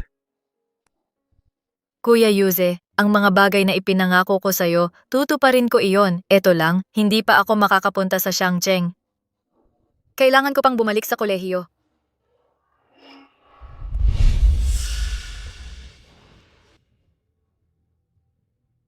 Qingli,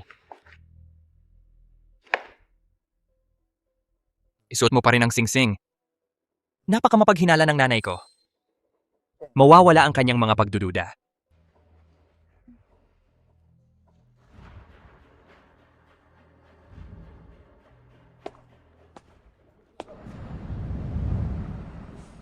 Ang mga bayad sa paggamot, ililipat ko sila sa account ng ospital sa loob ng 3 araw. Binibining Shen, pakitingnan na pumunta ka sa oras na yon. Ang mga pasyente ay nangangailangan pa rin ng pamilya na kasama nila. Sige, Dr. Zhao, inaasahan ko kayo.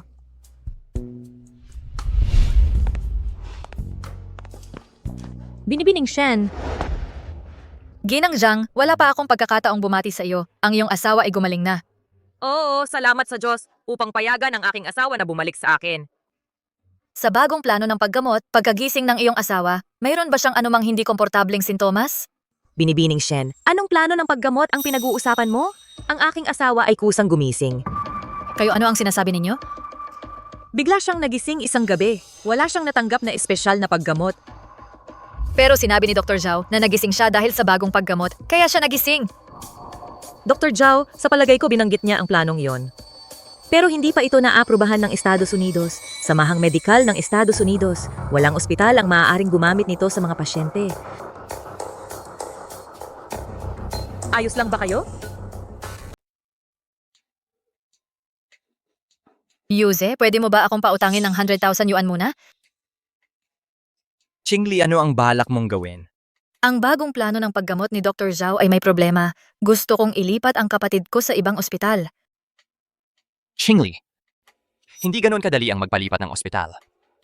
Qingyan, hindi na niya kaya ang anumang karagdagang kaguluhan ngayon. Pero Yus, nakilala ko si Mrs. Jiang ngayon. Sabi niya, Tama na. Huwag na nating pag-usapan ito. Pagkatapos nating bumalik sa bansa, ililipat ko ang mga bayad sa paggamot sa account ng ospital. Kung talagang nag-aalala ka, personal kong babantayan ang kalagayan ni Qingyan ng maigi. pero Kailangan magpahinga ni Mr. Zhou. Pagod na pagod siya kamakailan. Pumayag na siya na bayaran ang mga medical na bayad ng kapatid mo. Ang mga bagay na ito na walang kabuluhan, huwag mo na siyang istorbohin.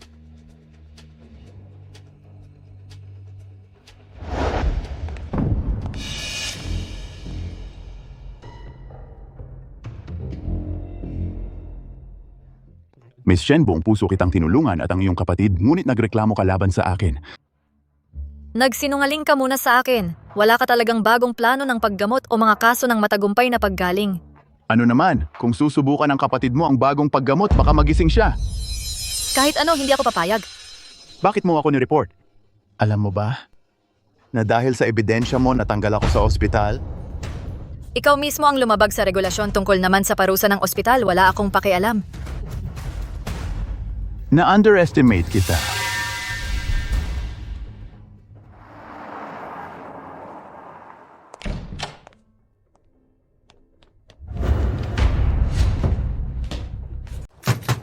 Gising, lahat bumangon para sa hapunan.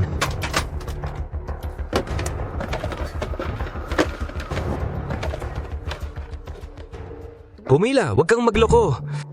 Kung may susubukang tumakas, sila ang unang mamamatay. Saan nila tayo dadalhin? Wala akong ideya.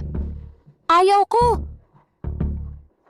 Mga underground casino sa Amerika nagbebenta ng tao. Baka mapunta tayo. Galaw. Labas na! Pumila! Tuloy lang sa paglabas. Tumayo.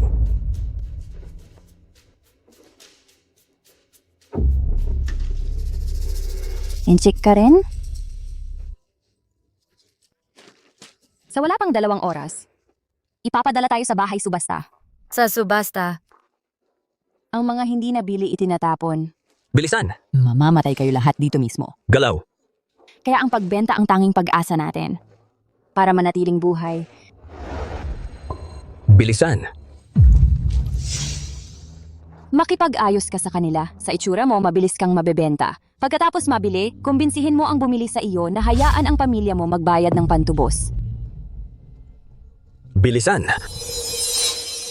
Walang sino man ang magbabayad para sa akin. Galaw. Bilisan mo.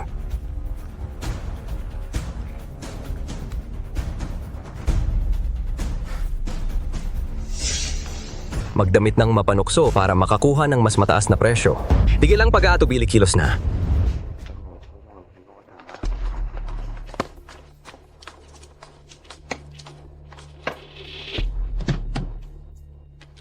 Galaw.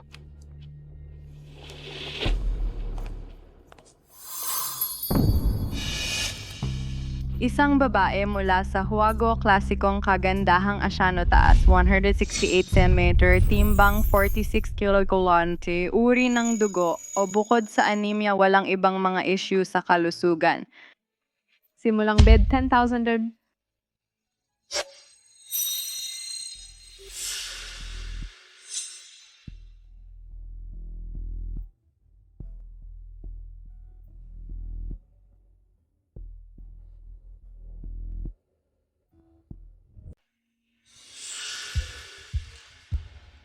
$20K. $30K. $35K. $100K. Wow, Juno, ang bid ay nasa 100K. Meron bang mas mataas na alok? Ang asa ng kagandahan ay bihirang makita sa ating subasta pakiusap. Huwag palampasin. 110K.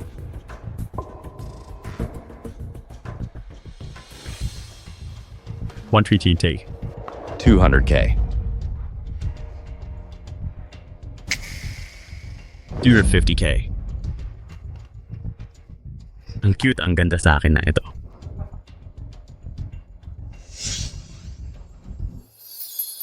$50K isang beses na. May huling tawad ba? $250K, dalawang beses na. $250K sa ikatlong pagkakataon. 1 million.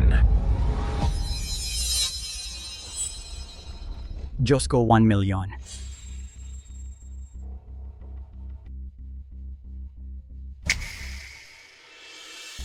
$1 million. Ang Ginoo sa gitna ay tumaas sa 1 million sa kasaysayan ng ating subasta. Ito ang pinakamataas na tawad kailanman. Naibenta sa 1 million. Bakit pamilyar ang pakiramdam nito? Sa 2 taon kong pagtatrabaho dito, wala akong nakitang sino man na tumawad ng ganito kataas dati, pumunta at makipagkita sa nagbebenta doon.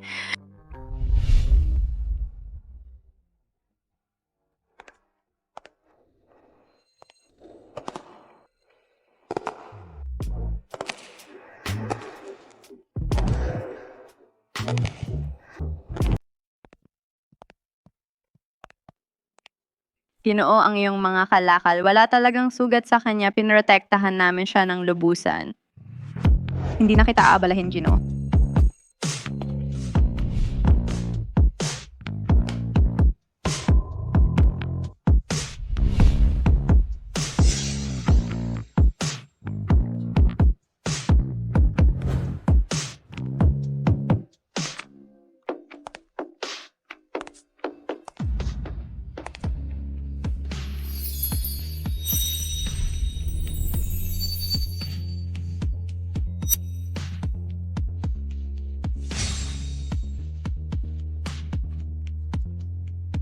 Pakiusap, iwan mo ako. Ibibigay ko sa iyo ang gusto mo.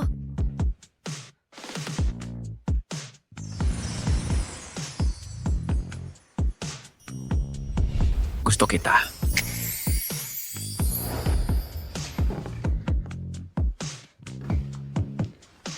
Sumunod ka kay Joe papuntang Amerika. Nasisiyahan ka ba?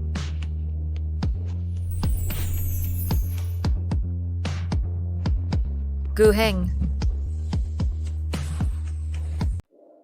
Nagulat. Ipinagbili ka niya. Hindi doktor ng kapatid ko yon, pinalayas ko siya sa trabaho. Shen Qingli, sabihin mo sa akin. Kung hindi ako dumalo sa subasta, bibilhin ka ba ng matandang iyon para kunin ka bilang laruan o kaya ibang tao kukunin ka para anihin ang iyong mga organo?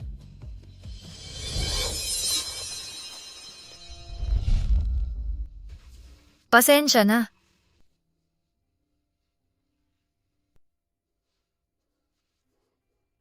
Kung natatakot ka, umiyak ka lang, ayos lang.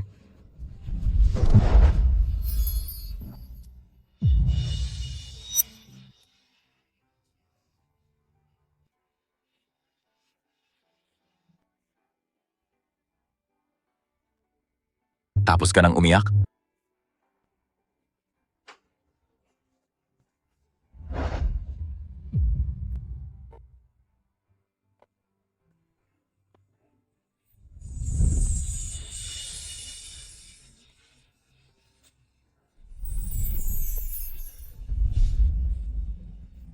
Tara na.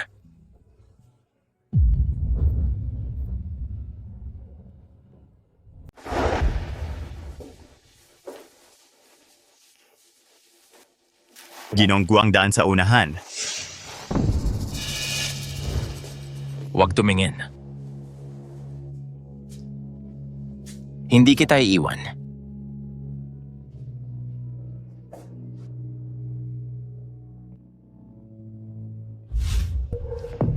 Guheng. Huwag matakot, tubig lang yan. Panatilihing nakapikit ang mga mata mo.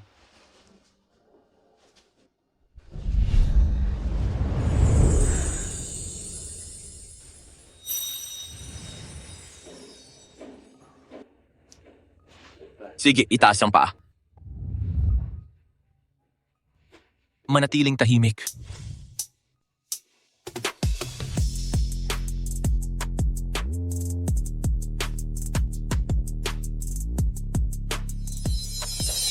Kumapit ng mahigpit.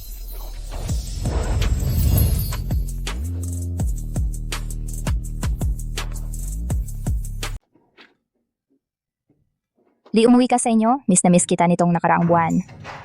Subukan mo ito, ang sarap talaga. Li, okay ka lang? Ayos lang ako. Baka medyo sumasakit ang tiyan ko.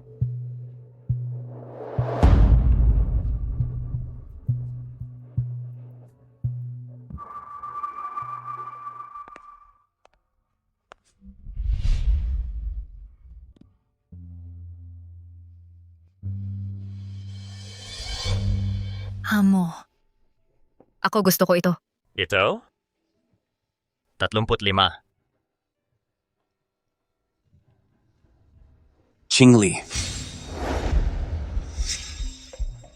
Ikaw ba ay hindi maganda ang pakiramdam? Ako. Sumasakit ang tiyan ko. Mukhang pumayat ka na naman. Kung hindi ka maganda ang pakiramdam, dapat kang pumunta sa ospital. Libre ka ba ngayon? Pwede kitang samahan. Hindi na kailangan. Pagkatapos ng part-time job ko, kung masama pa rin ang pakiramdam ko, ako na lang ang pupunta.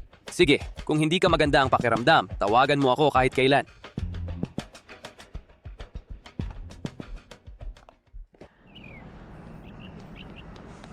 Shen Chingli. Mas epektibo ang gamot na ito. Si mami ko ay laging sumasakit ang tiyan. Ito ay lagi siyang natutulungan. Wag na, talaga sakit lang ng tiyan yan. Dapat mong itago ito para kay mami mo. Huwag kang masyadong formal sa akin. Kapag may sakit ka, hindi man lang ako makapag-concentrate sa basketball. Salamat. Walang problema.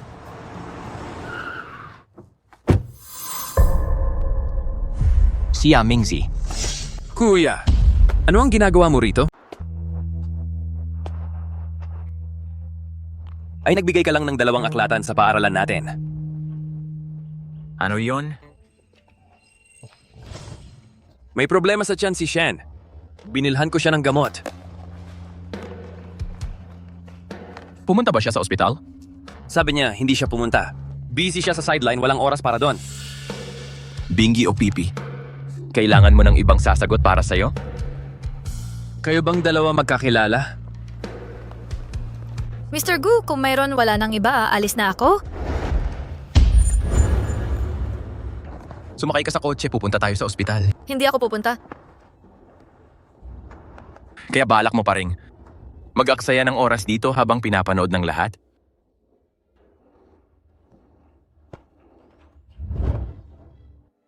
Kunin mo ang mga gamit mo.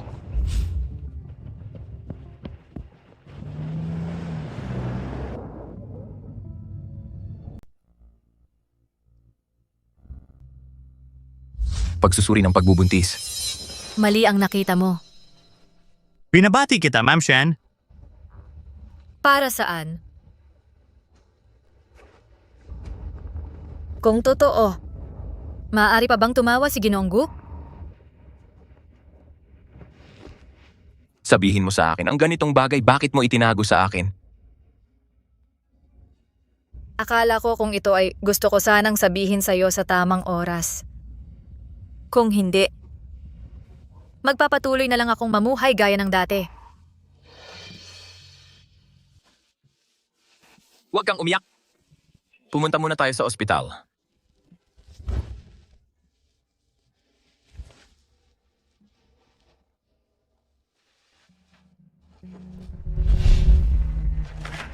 Ang results ay nagpapakita. Ipinapakita ng resulta ng pagsusuri, walang pagbubuntis.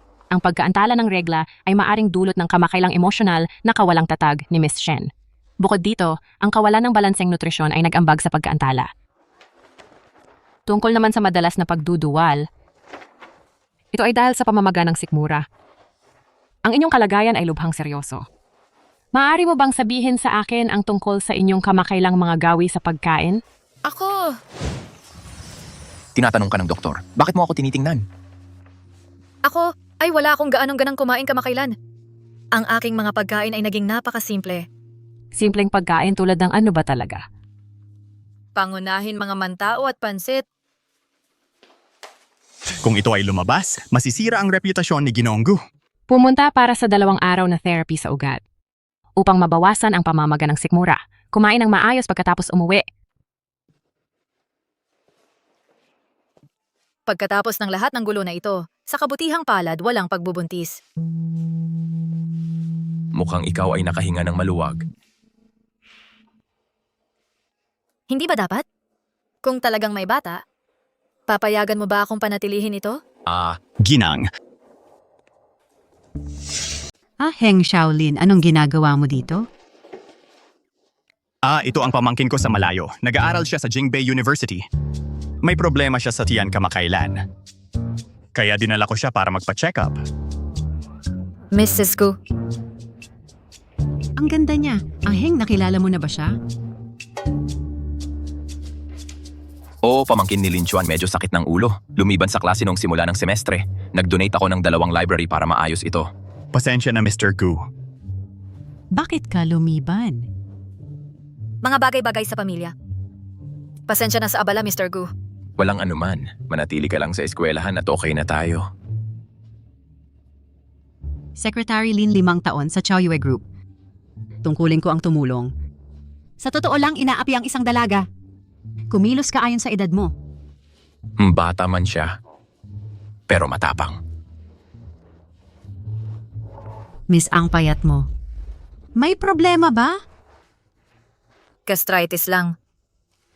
Mas okay na pagkatapos ng IV kahapon. At ikaw, Mrs. Gu? Routine na check-up. Muntik ko ng laktawan ngayong taon. Ipinilit ni Aheng.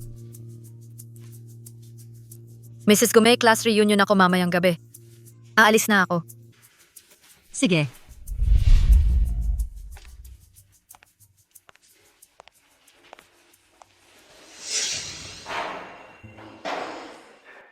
Shaolin, gaano mo kakilala ang pamangkin mong ito sa malayo? Ang mga magulang ni Qingli ay namatay ng bata pa. May malubhang sakit ang kapatid. Kamakailan lang ko siya kinilala. Hindi ko maipaliwanag kung bakit. Parang kakaibang pamilyar. Maaaring siya ay ang hinahanap ko? Alamin ng malalim ang kanyang background. Naiintindihan. Ang tagal na mula nung graduation. Nakasama ko na ang iba kong mga kaklase. Maraming beses na. Mahal kong Qingli, bakit ngayon ka lang dumating? Pasensya na, Ma'am Jiang. Sobrang busy ako sa trabaho. Qingli, kung may problema ka, pwede mo sabihin sa akin o sa mga kaklase mo. Naiintindihan mo? Ma'am Jiang, malaki na ako ngayon. Kaya ko nang ayusin ang mga bagay-bagay. Oh. Hindi ba iyon ang CEO ng Joyous Group? Lumalapit siya sa atin. Qingli, kilala mo ba si President Gu? Ganyan kahalagang tao, paano ko naman siya makikilala? Malamig sa labas. Pasok na tayo. Sige.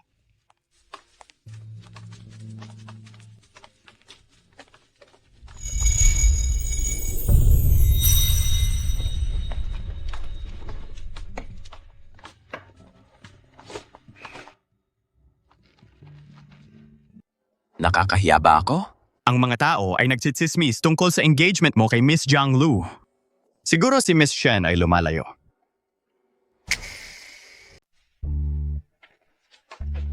Ma'am Jiang, magkakapit bahay kami 4. Mauna na kami. Sige, paalam. Ma'am Jiang, gabi na. Ihatid kita sa bahay. Qingli, sabay tayo. Ma'am Jiang, malapit lang ang bahay ko. Kaya kong umuwi mag-isa. Kailangan kong magpahinga ng kaunti. Sige. Una kong ihahatid si Ma'am Jiang. I-text mo kami pagdating mo. Paalam. Paalam.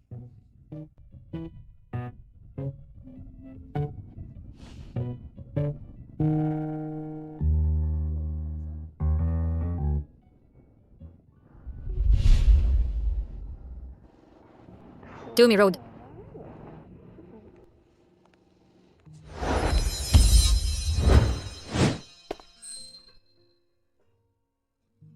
Kung masira mo, babayaran mo. Gu Heng. Kitang-kita mo ako sa pinto kanina. Bakit ka nagpapanggap na hindi mo ako kilala? Ang relasyon natin, Sugar Daddy. Babaeng estudyante. Kung malaman ng iba, nakakahiya. Nakakita ka na ba ng sponsor na kumikilos tulad ko? Araw-araw akong sumasabay sa mood mo. Natural ba ang kilos ko kanina? Hindi nila napansin na magkakilala tayo. Galing.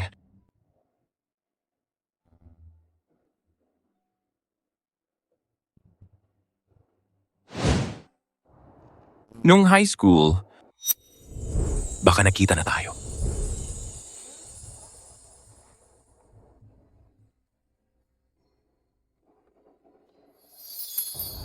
Bata pa ako, hindi ko na matandaan. Ganun ba? Noong bumagsak ka sa exam na yon, nakiusap ka sa akin na pekehin ang pirma ng magulang. Ngayon hindi mo na naaalala?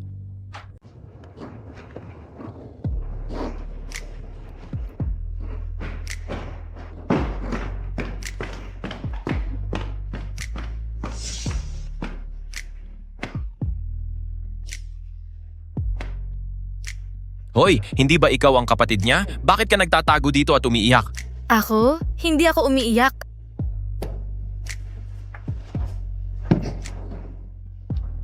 Ano bang problema ng matapang nating munting bata, ha? Ako? Bagsak ako sa exam. Kailangan ng pirma ng magulang para sa guro ko. Yun lang? Akala ko may nambubulas sa'yo. Hindi naman maliit na bagay. Sige, makinig ka. Tiningnan ko ang papel mo sa pagsusulit. Pipirmahan ko para sa'yo. Pero ayos lang ba? Ano ang problema? Kung nag-aalala ka sa guro mo, tawagin mo na lang akong tunay mong kuya. Ang totoo mong kapatid na lalaki ay walang silbi naman. Hindi pwede. Si kuya ay kuya pa rin. Hindi ko basta hahayaang pumalit ka sa kanya. Ikaw na talagang pilyo.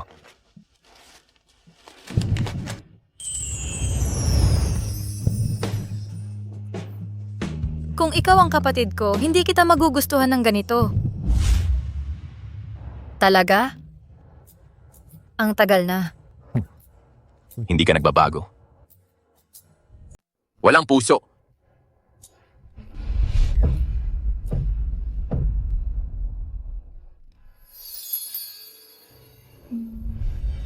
Guheng.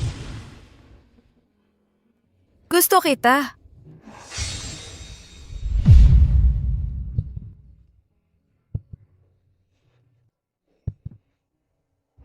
Kailangan mo akong gustuhin. Okay?